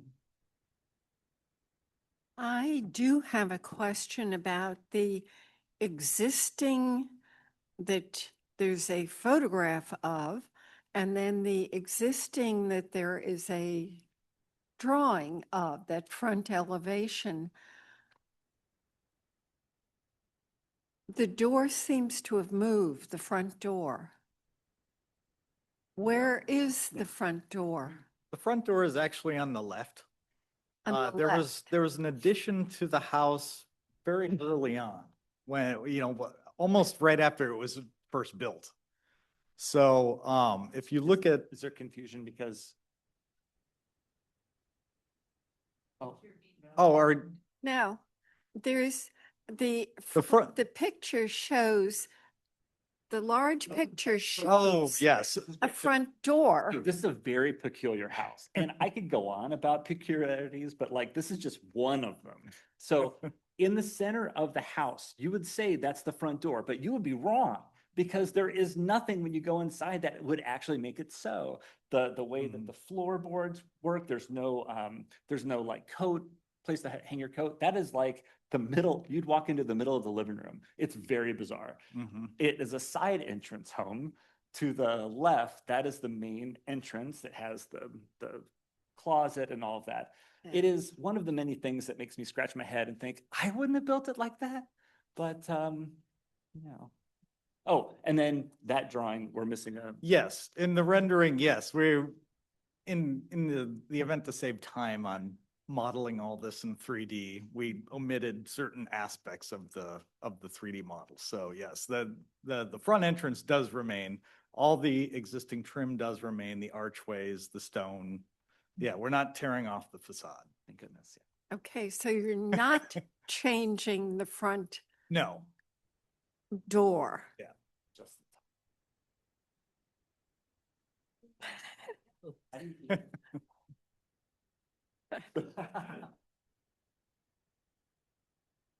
Okay, no, that, I think it would be, if you did change the front door, it would be a challenge on the outside, you know, because the brick behind all of the trim may be a different color, and then attaching it, and that could open another can of worms.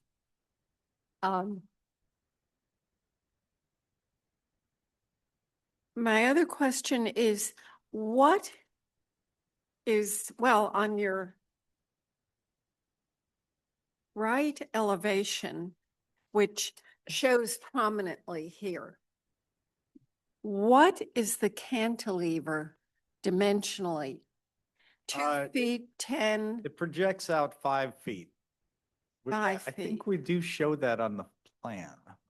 I couldn't find a dimension for that exactly. And of course, these can't be scaled. Yeah, I believe the cantilevered portion is roughly 5 feet by about 21 feet. Okay. I thought if you go to the attic plan, I thought, or either that or the roof plan, I have dimensions shown on there. Yeah, on the roof plan. Well, at both plans, actually.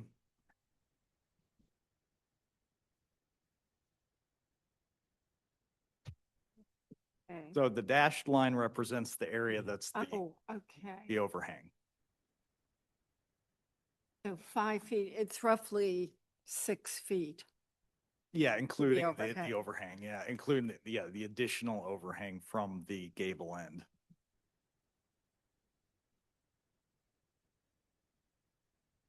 How, this is not within our purview, but it's a curiosity question. Are you using steel? How are you cantilevering? No, essentially the whole roof is built out of repeating attic trusses that allows for the livable space in between. And those attic trusses are typically top chord bearing, meaning like only the ends are the bearing points. And so the structural engineer came up with a design for a very thick wood beam that would extend off the back of the house, across the cantilever to hold up those attic trusses. Okay. Are the angular braces needed? No, or it's decorative, but we decorative? added them to, enhance the look of the house. We actually went through about 4 different designs for that, and the brackets seemed to be the one that always won out. Yeah, the goal is like while I'd sure like to live forever. I know I'm not. I inherited this house from someone who took good care of it. My goal is for the next people to say, I don't know if it was built this way originally or not, right? Because it seems like it's appropriate. And so if I was gonna build a house from scratch, I don't think I would go colonial, but like to make it to where it looks like it could have been original, like, so those brackets, I would say that, like, what would the house have chosen was sort of something we would say often. And what, what's sort of given some of the oddities of the house, how to apply well, an architectural language for it. Yeah. right. How can we standardize it a little bit? How can we sort of rein back some other decisions that might have been made? But yeah, those are strictly visual. Okay. I guess the size of the overhang and the brackets, kind of, I'm not sure about them.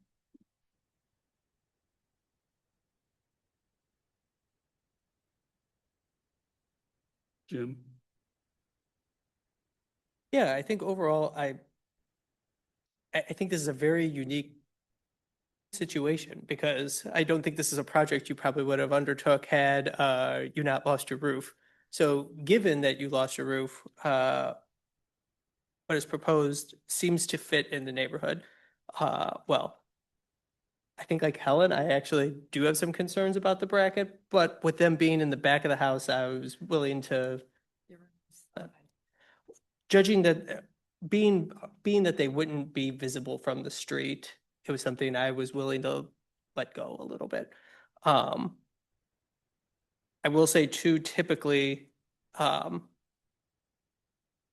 if this was in maybe another neighborhood where the house is presented a little differently, or it was closer to the height limit, typically when we see a context drawing, it's not a street view like this. It's rendered out where we get a true understanding of the discrepancy of height, especially since we're going up. Now you're still well, I believe, a good 8 feet under your height limit. So I don't think, especially given this situation and scenario, this is being done to absolutely maximize that height to the top level. But I think future, if you were presenting, if you could have a more rendered out context view just to better understand the difference between the houses and the roof.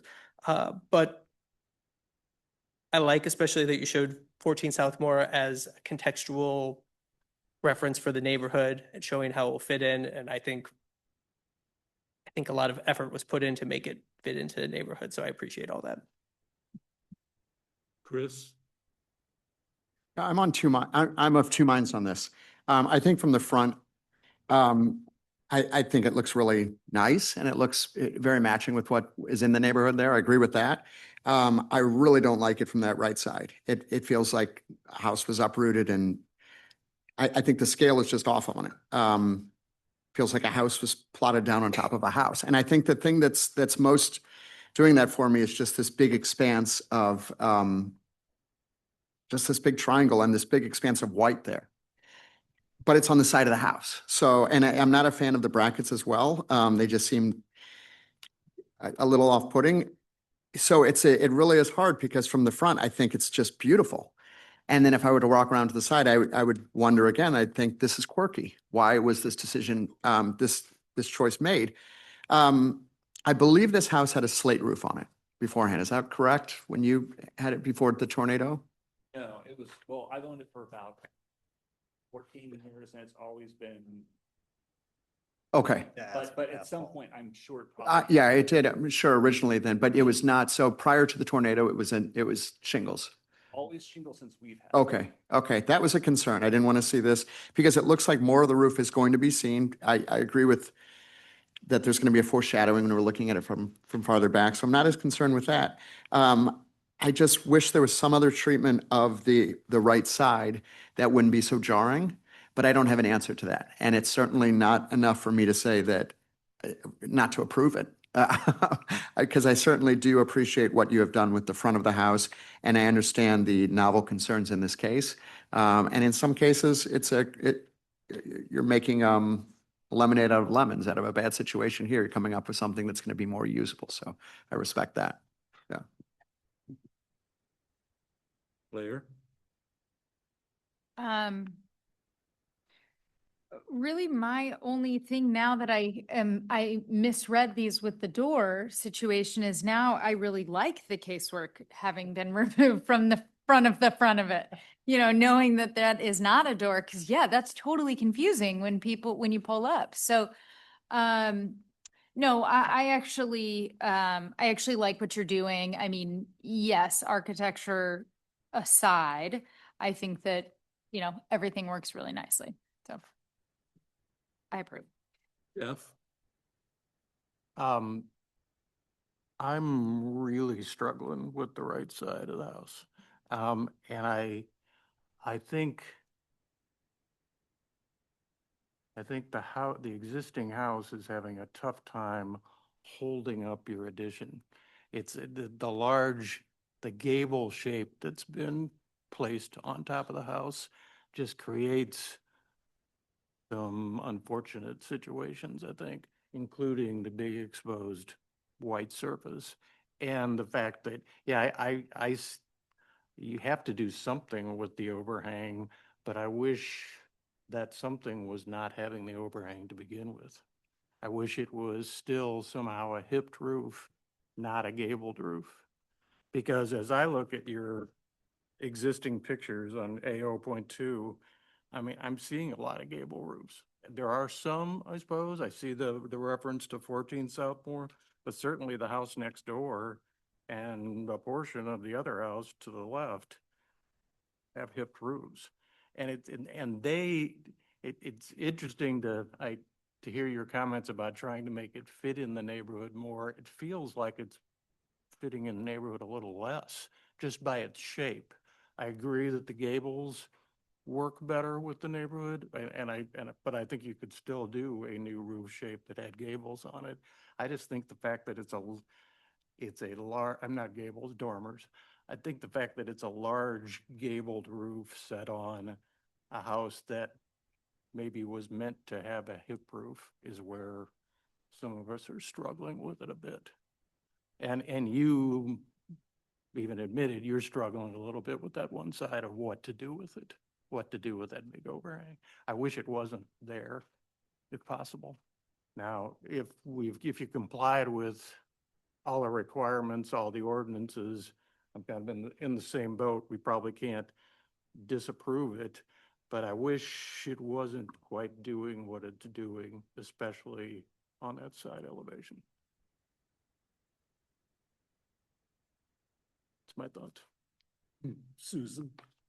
I do like the way you found opportunity in a tough situation. And the front view is very attractive, door or no door. But did you consider other options on the side, or how did you come up with? Several, yeah. It was more, the design options we came up with were more about how we treated the underside of the overhang. The overhang was always going to be there. It was just a matter of how you deal with it. Very early on, we talked about possibly dropping a column down or something, you know, vertical to the ground, which was not desirable. It was going to end up providing very little use to the house and be extremely expensive. So we opted to keep this overhang. And I think we've done as good of a job as we can to try and make the design language fit the house.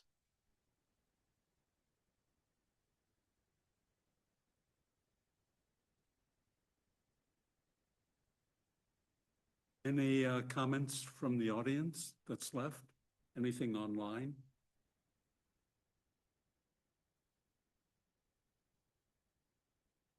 Well, we do have a staff recommendation to approve as submitted. I don't think we have made any modifications to that. So Ellen? I move to approve as submitted. Second. All in favor? Aye. Opposed? Okay. When will this occur? Possible. Anybody knows of a place that is renting that Yeah, it's been under that tarp for a year. Actually, if I'll add to this, if you go to Google Street View where we did get those images from, They actually have a street view, the timeline. If you go through the timeline, there actually is a time that was literally a month before the tornado. So you could actually see the before and after, and you can see how many trees were lost. Like, how many did you lose? I mean, we lost every tree except for two in the back. So looking at the front, there it is. There it Oh my is. Gosh. So we could hardly grow grass because it was so shady. There's no sun that hit the ground. Now it looks like this could be a new build in Chesterfield. I mean, there's nothing there. It's heartbreaking. Yeah, in the back, I don't know, 10 trees. They're just all gone. It went directly through our home, and then behind the home to the right. Front of their house was fine. Everything behind their house like went right through us, and then it went. So did the tornado take out that second door right in the middle? Well, if it had, it wouldn't bother me because we don't use it. I definitely relate to not wanting to render that out. I've been in that situation before, so. Yes. Well, and for a project like this where we're only doing the roof, it's like, how much do you model of the house? And we had enough photographs that I thought, and also the decorations around the actual front door that are missing too, but I didn't even notice that the house next door has a very large white roof. I think those were 80 feet.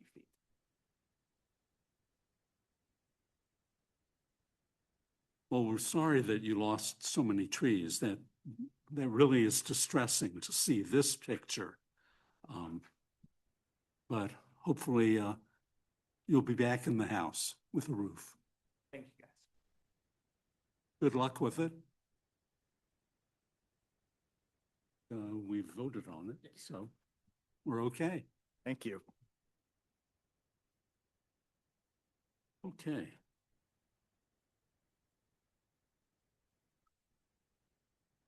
That brings us to the end of our new business, and now we have two public hearings coming up. And we'll start with the first one on outdoor dining. I think Hobie. Okay, I'll try to make this quick.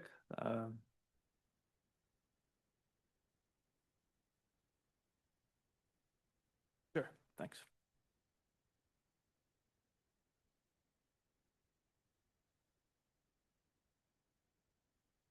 Okay, so in the comprehensive plan process several years ago, one of the goals for outdoor dining was placed in the transportation and connectivity section, and that really says something about what we're going to try to do with the changes, placing them in the transportation and connectivity section. So the feedback we got was mainly focused on the conflict, the kind of daily whack-a-mole conflict between managing the interests of diners and their chairs and pedestrians and to the public right of way. And unlike other permit types, just because you're in compliance on Monday doesn't have any bearing at all on whether you're in compliance on Tuesday. So it really is kind of a difficult set of regulations to enforce. So that's what we're going to try to do a better job of.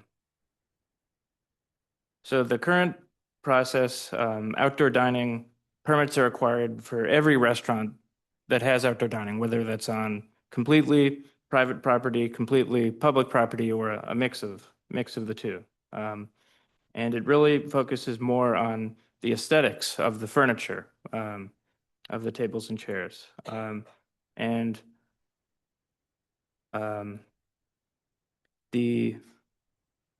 Because of that, the enforcement of the rules has really been kind of reactive, that we review the submission and then we don't, the verification isn't as stringent.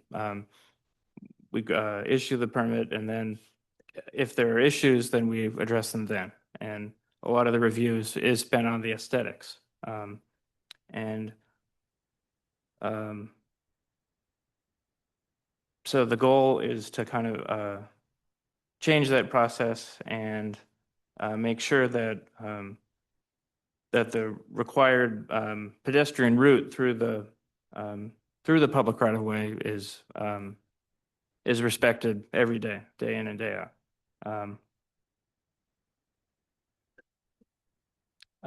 So some of the biggest changes that we're proposing are removing the outdoor dining permit requirement for private property and focusing just on the public right of way in the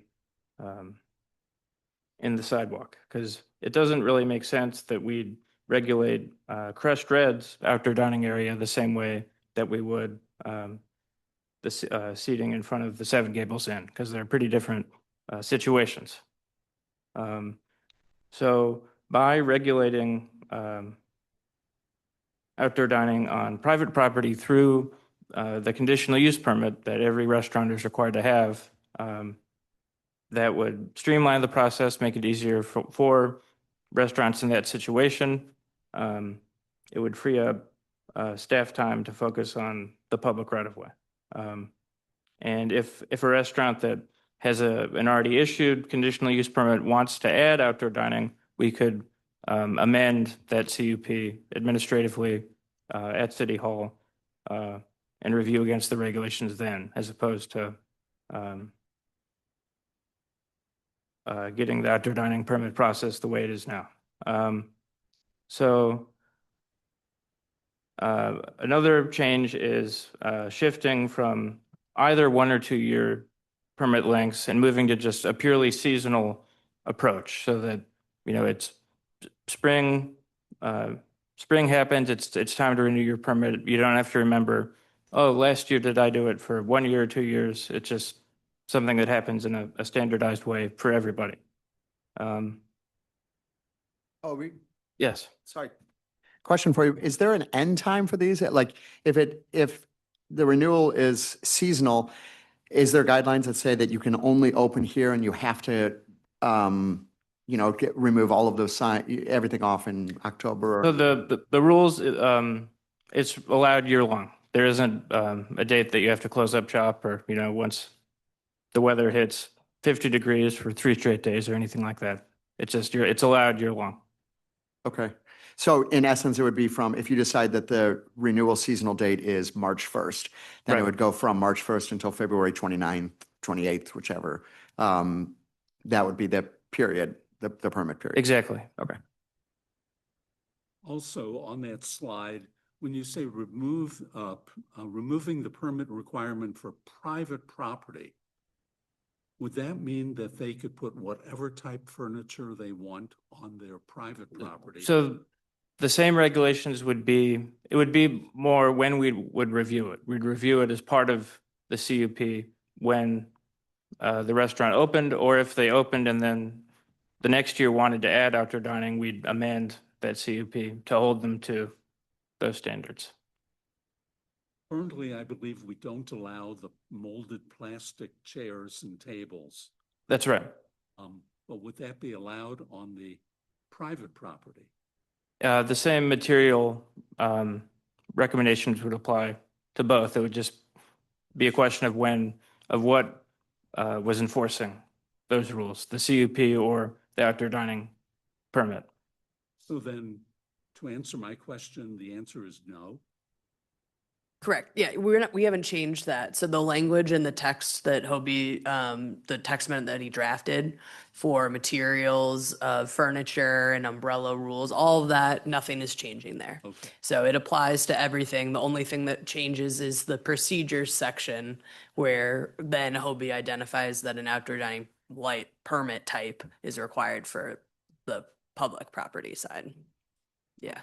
Yeah. Okay. Whatever the length of the permit, once it's on private property, they wouldn't have to renew that permit however many times. It'd be Exactly. handled, it would be handled at the start, but the materials and stuff would be handled then. And then I guess, yes, if they changed it, they would be out of compliance then, but not through the outdoor dining portion of things. Exactly. And the conditional use permit stays in effect as long as the restaurant stays open and unless they want to change those terms. Perfect. And why don't we allow plastic furniture? Why don't we allow the plastic molded furniture? Well, years ago, we decided maybe it wasn't the right aesthetic. I've always wondered, I disagree, but I've always wondered. So the final big change would be there would be an initial inspection before the permit is issued. It would be on site with someone at management level to verify that the code required pedestrian access route of at least 5 feet exists, and explain what enforcement would be like, and the permit and then the approved layout would have to be kept on site, so that as staff come and go or different people are working, it would try to ensure continuity and communicate the city's expectations. This has especially been an issue with chains, that where the person who applies for the outdoor dining permit might be at the corporate office, who doesn't go to the site very often, and then they don't communicate with the people working at the restaurant that, you can't put the chair here because that's over a tree grate, something like that.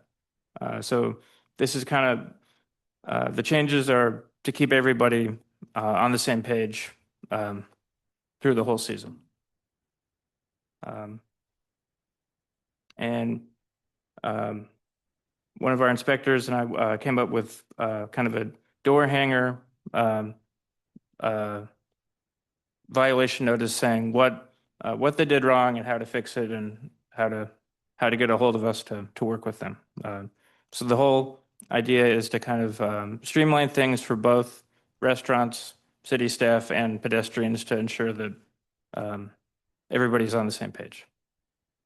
I would like to see under the violation for nuisance, rather than just cleanliness of public ways, also of orderliness, with the idea that if we're towards the end of a season and a business doesn't want to put away those chairs or doesn't have space to put them away, that they're not just kind of strewn all across there. And I think specifically of the outdoor furniture at Cafe Napoli towards the end of the season, it tends to, I always think that like someone just didn't come and pick it all up, because it's waiting there and it's on the sidewalk. And so I think it'd be easy enough that under the nuisance, just adding an cleanliness and orderliness of public ways with kind of an express or perhaps implied understanding that means that the chairs and tables would have to be stacked or put in some way that wouldn't impede on the public way. Is that something that could be added, or? So there is a line that says that the storage of furniture when not in use can't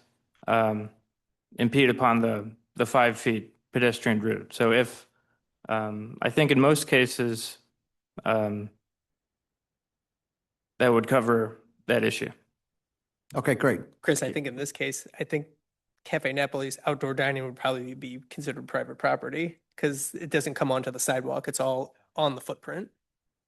Yeah, but they still, so when you read through the outdoor dining regulations, there's general requirements that apply to everything. And we do have provisions about neat cleanliness, all of those sorts of things. It's just purely the permitting that doesn't apply to the. So once again, this wouldn't apply to the outdoor dining permit, but the situation that Chris is describing could be enforced through other means. Correct, because anybody with outdoor dining will still be held to all of those standards. They just have a different permitting. So we can cite them. Yeah, so I think this one, the nuisance is reference to a specific section of our code that talks about right of way, but we can easily add a more general one as well that they could check. Yeah.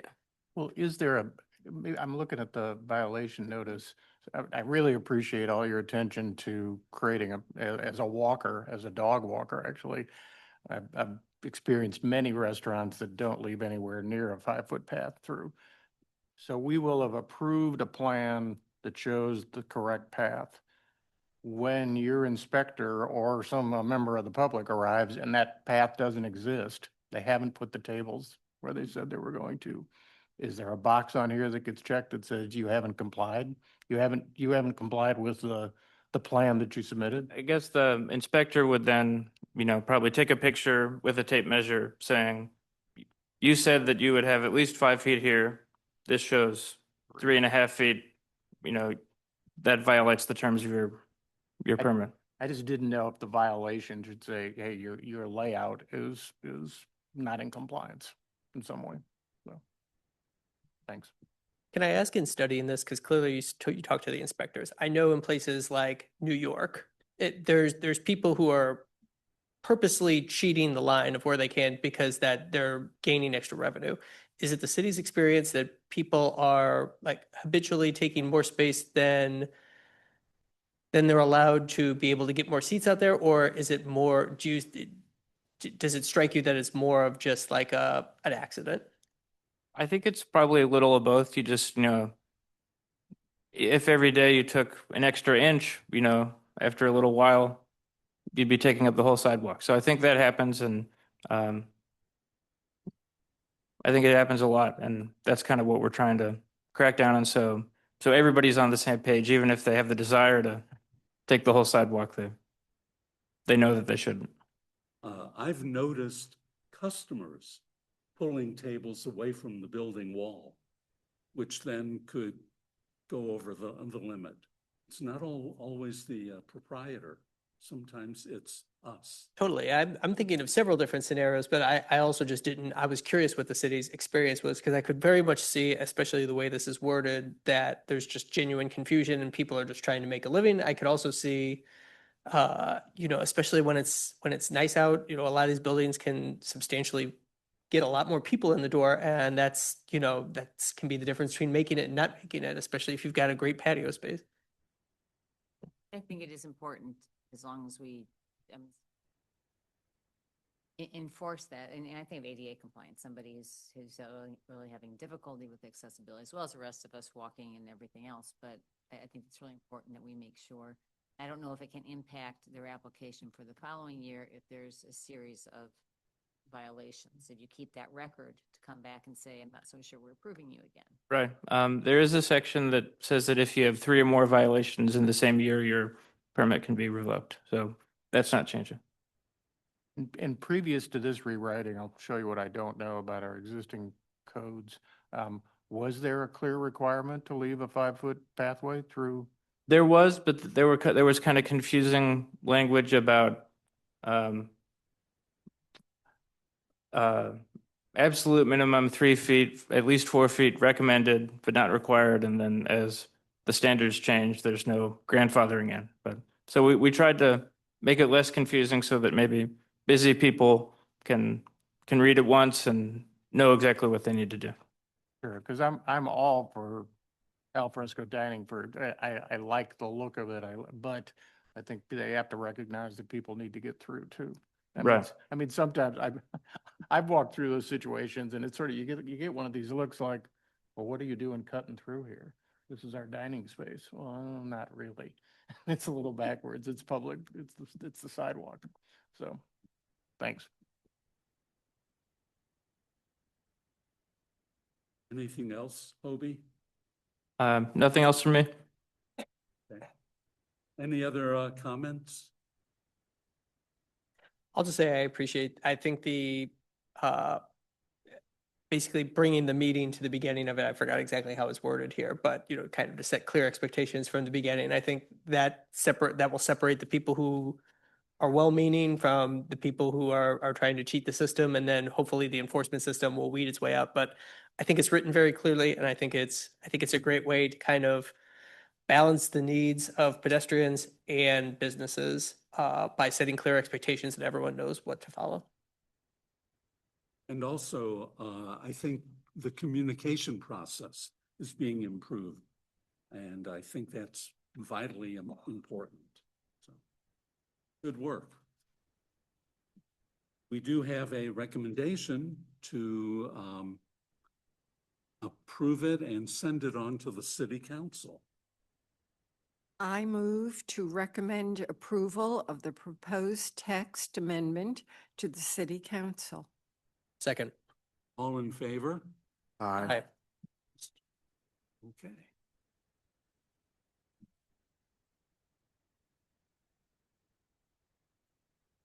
Now we'll move on to item 7, which is our final item, text amendment on the PUD district.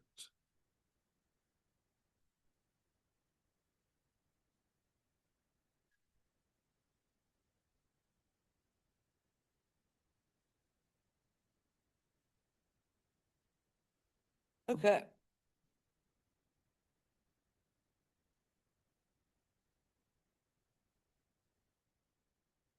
All right, so we're gonna go brief overview of the final draft of the plan unit development regulations. So we've talked about this a couple of times. Our goal here really being to update the public benefit point system to then reflect back on all the goals and visions that we have set after the comprehensive plan. So after review of the existing situation, we came across 2 recommendations. The first being to adjust our base qualifications. So we did that with the mixed use zoning districts that were adopted recently. So that reestablished kind of the entry level of what we're looking for in different districts. And so that allows us to then make the modifications appropriate with the plan unit development structure. So then we've proposed to adjust the benefit structure to use a tiered system and identify our goals and our priorities. So in general, there are a lot of regulations within the text amendment that are existing. They're carryovers, similar to what we just talked about with the text amendment for outdoor dining. So we have a section that identifies the types of PUDs. That's mostly unchanged. We have residential and we have a mixed use, and there's different, depending on your base zoning district and the aspects of your property, you're either going to do a residential or a mixed use. The one change there is we added a provision for a residential PUD that would allow somebody to do a residential PUD in the M3 zoning district when it matches the single use residential requirements of that district. So we added the provisions in the M3 that would allow somebody with a higher density to do a single use residential building that has that higher unit density. So if there's a property that would qualify for that under M3 and they were doing a PUD for some reason, increasing the density beyond or height, or so there was some other thing that triggered the PUD, then they could do a residential PUD on a previously commercially zoned property. Then the minimum project standards we outlined. So these were kind of the expectations for any PUD. So designing to LEED silver, using high quality materials. If you have a CEA use, that consumer emphasis uses, then we establish what retail ready is with a minimum interior ceiling height for those spaces. And then we also outline the uses, how to identify what uses would be allowed within that. The procedure section at the end is also mostly unchanged. We have a summary table, so following the Unified Development Code standards, trying to provide summaries and outline things. We do have this table, but again, the process itself has not changed. It's just worded with this summary table now to help the ease of explanation. Anna? Yeah. Back on that, the community conference, that's optional, isn't it? No, the conceptual review is optional. Oh, okay. Yep. And then going into the framework, we've created 3 tiers, and the tier you fall in is established by your modification qualifier. So we kind of went through this at our discussion previously. After the discussion, we did make a slight adjustment. So in tier 3, we increased the public benefit requirements. That was something that kind of came out of that discussion. So basically, depending on what your modifications are, you would either become a tier 1, tier 2, or tier 3 PUD project, tier 3 being the most intensive in terms of what you're modifying. So and then the public benefits kind of the requirements increase as you go from the lower impact tier 1 up to the higher impact tier 3. That you would be required to do more in terms of the benefits that your project provides. And then we outline our public benefits in a section where we've identified the benefits that fall under each tier. And then we've also identified the priority benefits. So within the tier 1 project, if you're a tier 1 project, you can choose tier 1 benefits. You could choose tier 3 benefits, even though you're a tier 1. But then if you're up to tier 3, that's where there's requirements that keep that higher. So we say if you're the higher impact one, then you have to have at least 2 of your benefits need to be a tier 3. So there's a little bit more option to mix and match when you have to have more benefits. So then we go through the benefit options themselves did not change too much from where we were discussing previously. So I did update language on a few elements. So we have our tier 1, tier 2, and tier 3, which we can go through if there are any specific questions. I did make an adjustment to the architectural distinction definition. So we no longer have unique. we crossed that. So I replaced unique with notable. I hope that's a good replacement. And then I also added a reference that still makes sure that people recognize the Architecture Review Board standards, so it has to still fit within that context. So that was the minor change that was made for architectural distinction. Thanks for that. Can I ask a quick question? I know you probably thought I'd bring something up. Architectural distinction, you all may disagree. Should it be evaluated by the city council or should it be evaluated by the ARB? Well, the city council is the one who has the approval discretion for the PUD itself. Yeah. And so that's why ultimately they do that. You do have a recommendation. So you do, as the ARB, have to approve the architectural because that's a concurrent project. But in terms of evaluating the benefit aspect of it, that is the council. Okay, I guess I was stuck on the word evaluated. I thought they were approving it, but not necessarily evaluating whether or not it was distinct architecturally. They are. So the discretion is with the council. Okay. You are still acting as the ARB to approve architecture of a project. So if a PUD came before you and they were not requesting benefit points for architectural distinction, you would approve the architecture or deny it. If they are requesting public benefit points because of their architectural distinction, you still have to approve or deny the project as the ARB, and you're also making a recommendation to the council as to how you view. So if we saw something and they said we want one of our benefits is it's architecturally distinct, we looked and said no, it's not. They sent it to the city council and they can overrule us, I guess, and say no, yes, it is. And that's Right. okay. Yep. All That's their discretion. Yes. Jeff, I think traditionally the city council has also relied on the opinion of the architecture review board to make those. I've wondered some of those things in the past too. I think they lean on our expertise to kind of guide some of those decisions and don't necessarily make them in a vacuum, if that helps. Yeah, we would with the PUD because it's that is their discretion in making this zoning decision. We wouldn't want to separate it out and say they are approving a PUD of a rezoning, except that this one portion is then approved by a different body. So you are one of the bodies that makes a recommendation to the council with your expertise on that element of it, but it's still ultimately their decision. And in the next sentence, after the for example, it says standard block. Did you mean block or did somebody mean to write brick there? No, I meant block. So, yeah, because I certainly wouldn't think that somebody would propose that a standard block facade would be architecturally distinct. Is that what's being implied? So we've had many projects that were just square glazing, and they previously under PUDs have requested points for architecture distinction. Concrete block, that's what we're talking about? No, I'm talking about, I mean, they were nice looking buildings, but they were just glazing. It's just a rectangle of glazing. I think it's saying that would not be allowed. Well, right, but Right. I don't even know why it would be an Considered. example, so that somebody would be allowed to suggest that. It's because it has been. That's why I put it in there. Now, I mean, the synagogue addition that was done a couple of years ago, Mhm. that's stone, large block. Right. But I think that's part of where you guys will weigh in, but that has other significant to it. So there's elements that people might look at that addition that Colorado did and said they think it's significant and distinctive because of other elements of that project. Not if it just looked at a vacuum of that rectangle with the stone facade, I don't think you would. So similarly, this doesn't say it's absolutely not, but that alone, having a block, a rectangle of glass alone is not necessarily architectural distinction.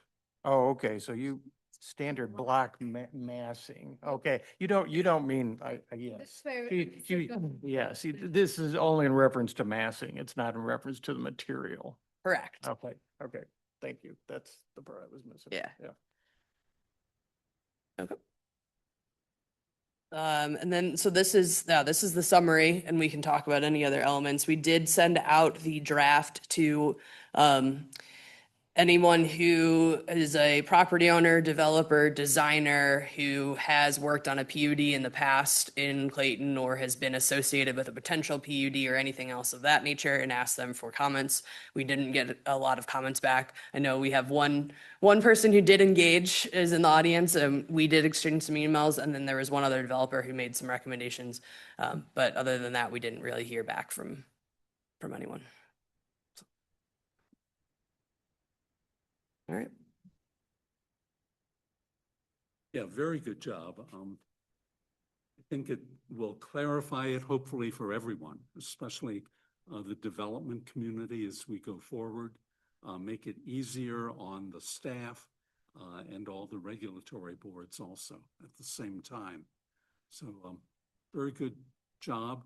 I think you've captured what we were discussing previously, and it looks good to me. I think it's an excellent job. It's well written, and the requirements are very clear. If I were a developer coming in for a PUD, this tells me exactly what I need to do, and the process, I think it's great. Thank you. Tim. I agree with all the comments before me. And also, I feel the need to bring it up again too, that since we've reduced the threshold, we should be seeing less PUDs too. So this process will probably only be reserved for the, truly kind of tippy top of these developments. We don't have to necessarily worry about these for a more middle ground project because hopefully that falls outside the scope of it now. So. Chris. Excellent work, all of you. Claire. Great job. Jeff. No, very, very good job, really thorough. I had a question about section 4 under studies. Do we require a context study of any sort? Again, if this is for large projects, do we, for 2 blocks, I'm talking about a larger context, how does this project fit into the surrounding neighborhoods? Multiple, and that could be a couple blocks in each direction. I don't know. Is that, I know that it comes up on larger projects, but do we require it anywhere? A context in terms of like size or materials or okay. We do require a 3D model. That is not a requirement in the code, but it's a requirement under our application list. So we do have that. And then if there was an issue, we could always require additional studies, but just in the code isn't automatic. There is not a block-based study that's required. Because I know I see shadow study and that's what made me think. And then how far does the shadow study go? And how does that new project building relate to other things around it? So that's the only reason I'm bringing that up. I'm thinking of the Centene process, which quite a bit of that was done, which was useful. Now, maybe it was because it was asked for. And also because that's under a special development district, which has phases. So it's a little bit different when you have multiple properties like that. That I would say under especially a special development district that has as many properties involved as Centene did, we would probably require all of those studies to be done every time. Yeah. The other thing, and maybe it's not, I thought I saw it in here somewhere. This is just a general question. We put out notices to, I think the dimension is 200 feet from the project site, which seems woefully small. We don't, it doesn't reach very far in terms of neighborhood comment, neighborhood awareness of projects that are happening. Has there ever been any discussion of making that 200 feet larger? Is that, yeah, I bet it's going to be a legal question, yeah. It is, it is derived from the fact that under Missouri state law, zoning decisions, property owners within 185 feet are given special status with respect to the ability to file a protest to a proposed zoning action and thereby trigger a requirement for a supermajority. So our notice is intended to encompass those who have that special status and the authority and the right. Folks outside that scale do not have the same impact or the same right to cause a trigger of a supermajority. So the notice requirement is geared to cover the folks who enjoy that special statutory status. Okay, thanks. Nothing to add. Thank you. Anyone from the audience who would like to comment?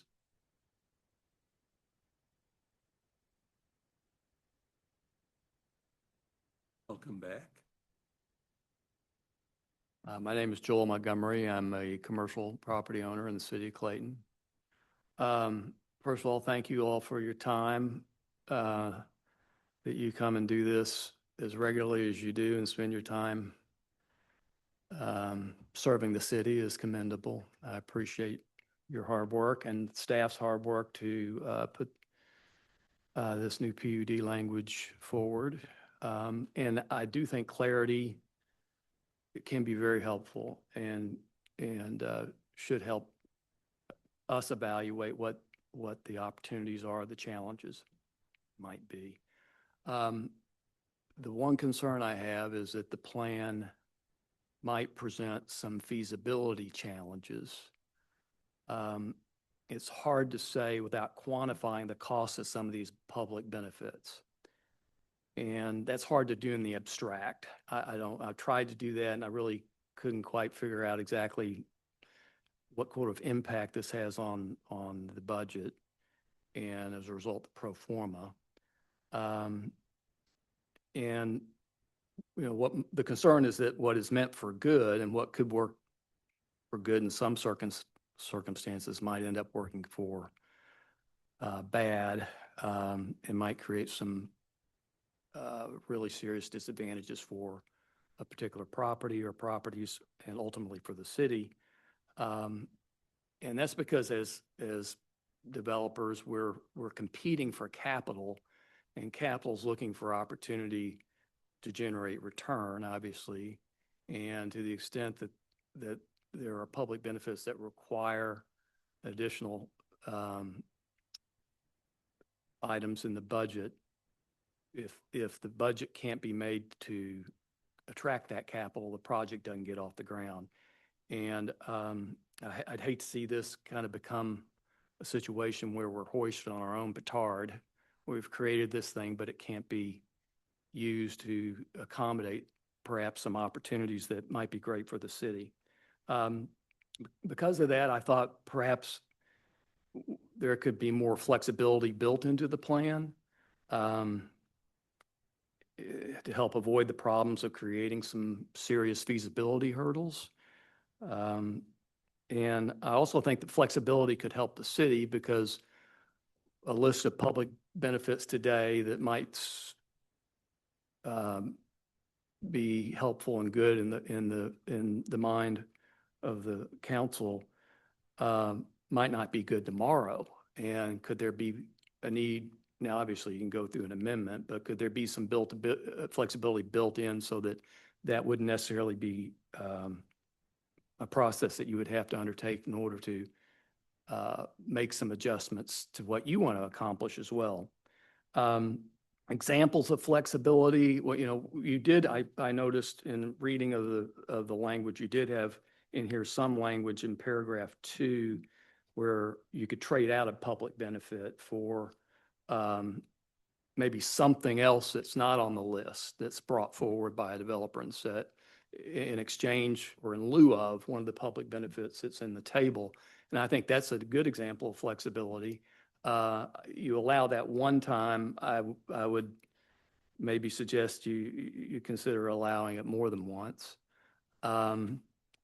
Another example of flexibility has to do with the requirement for accommodating some affordable housing, workforce housing in a apartment development. The question is could there be some limits on the time frame for something like that? And can some flexibility be built into the plan to allow maybe some adjustments to that requirement that might help offset some of the challenge associated with making that happen? If there's a limit to the time requirement, for 15 years or something of that nature, it may help attract capital to a project that otherwise can't be brought out of the ground. I don't know that I've been able to come up with other ideas at this point on how maybe to add flexibility, but I thought that might be something to consider. And that those are really the extent of my comments. I don't mean to disparage it because I think it's a worthy effort. And I do think that clarity is important, but I also think flexibility might be, added flexibility might be helpful, not only for the developer's sake, but for the city's sake as well, so that you could maybe adjust when things need, when times change. Anyway, those are my comments. Thank you. Thank you. If I understand correctly, so are you basically suggesting that like there's an other category? If you're filling out a form and you had all these options and then you had an other write-in that would then be reviewed by staff as a possible substitution for, we don't want to do any of these public things, or these are no longer applicable 10 years from now. However, we do propose this, which is a novel public benefit, but that's not specifically listed. Would you consider that? Is that? Yes, and I think that's built in here to some extent already, but it's limited. And I thought, well, maybe there'd be some thought given to expanding that sort of opportunity. You might find that what the developer comes forward with is a better public benefit than what you had envisioned here, and it would be worth swapping out, that kind of thing. So. I want to add, I appreciate your comments very much. And it's always good to have different viewpoints coming in at these things and flexibility of what you have. Try this instead. A lot of these came directly from the comprehensive planning, extensive process with the community, which is why they're here. And we're trying to have that development that fits that goal. And given that, we do have to balance it with what's feasible development that we want. But yes, that's a lot of where this is from. So. Yeah, and I think you're doing exactly what you're called to do. I don't think that it's just how we're doing it. And it may be that this is great. I don't know, because for me, it's hard for me to evaluate exactly what kind of impact or burden this would have in a particular situation. It's hard for me to really put together a financial analysis that helps me determine whether or not I need this flexibility. But because I'm kind of flying in the dark there, I thought really maybe there should be some built-in flexibility, because maybe we realize there's some things that could be done better or could be done differently and try to accomplish the same overall objective. But Anyway. I think you got to be a little careful. I appreciate staff's specificity, or added specificity of benefits, because I've been on your side of the table, and sometimes benefits are proposed that aren't benefits, and then you get into a subjective conversation with groups like ours as to, is that really a benefit, or Right. is that just something you want to tell us is a benefit? Right. So I like that we're being a little clearer about what benefits are and that some of those benefits need to be these specific things. Right. You know, so, And I can appreciate that on A your little side, flexibility, but not too much. Right. You don't want the tail to wag the dog. I mean, if the exception becomes a rule, you don't really have a rule. So I get that too. I'm just curious, looking through the list, does anything in any of the tiers strike you as like particularly onerous as a developer? I don't know whether the workforce and affordable housing requirements, I'm not sure exactly how that will impact a pro forma. Could be significant and it could be prohibitive. I just don't know yet. It depends on density. Depends on other factors that I can't really quantify sitting here today. But anyway, there's flexibility with that particular provision, I think might be helpful with the workforce housing and the affordable housing. I think it could be helpful. I can certainly see where some flexibility like there might be helpful. I know on the other side of that, a lot of times people come before and say, oh, we have 1 unit of affordable housing, or, hey, we've upped this to 2 units in this project. And they're saying like, okay, going anything above that would be just like next to impossible. Yeah.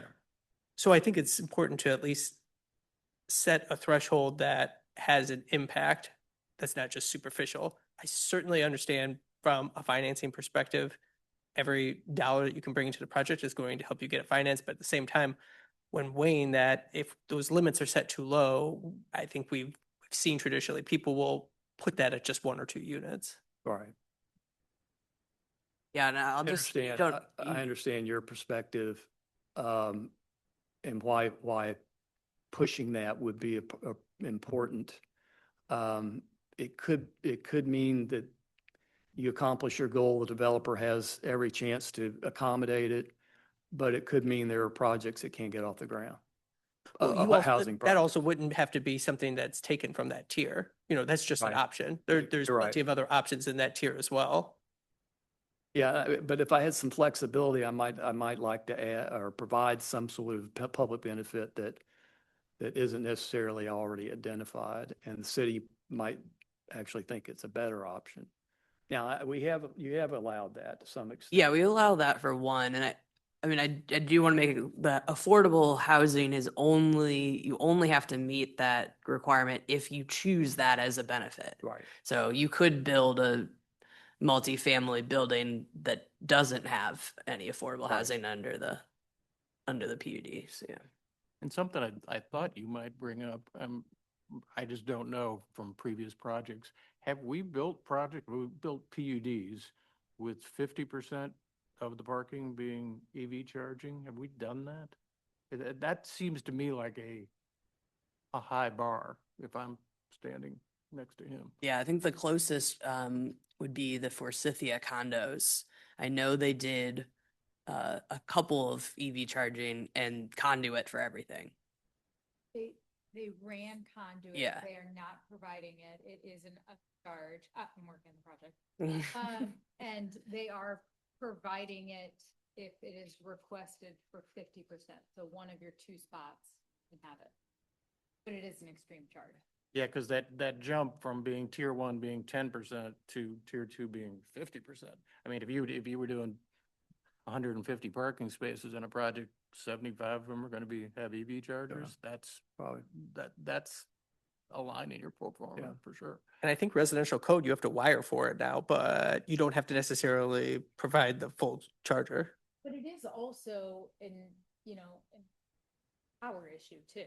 So, I mean, there are other things that are along with that in terms of just saying we can do 50%, right? I mean, or whatever it is. Like there are a lot of other. It's expensive.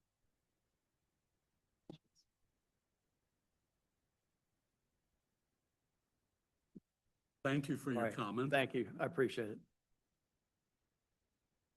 Thank you to the staff for an excellent presentation that we can understand. Any further comments? We have a recommendation to provide feedback, and I think we've done that. I don't think we have to vote on anything. Is that correct? The public hearing is open for this item, so you should take some form of action. Thank you.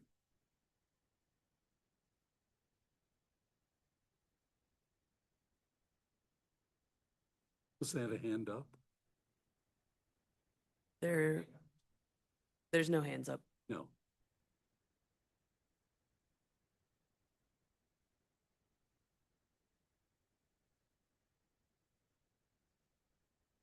No, so the public hearing has been opened, so you can either continue this, or you can recommend approval, or you can recommend denial, or you can make changes. I move to recommend approval of the text amendment with regard to PUDs. Second. All in favor? Aye. Aye. Opposed? Thank you, and we can close the public hearing. Both of them.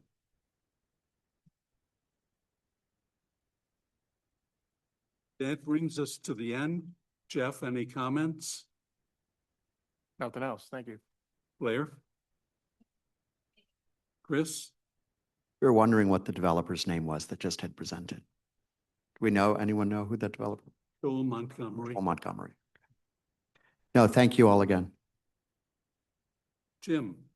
After 3 weeks off, it felt like coming back to school after summer break. So nice to see everyone again. Helen? No additional comments. Now, the only thing is ending with that was actually helpful because as we do all of these, it's remembering back all that information from the comprehensive planning and what our neighbors actually want. And from looking at the houses and from looking at this, it all kind of comes back to, where we're going with each of our decisions. So that was helpful too. All coming together finally. Briefly, for me at least, that it goes back again. But yes, it is. Thank you. Brian? For me. Obi? Nothing from me. Anna? Thank you, Mr. O'Keefe, for your expertise. Good to see you. Okay. And we will see you all on Monday, May 4th, and the meeting is adjourned.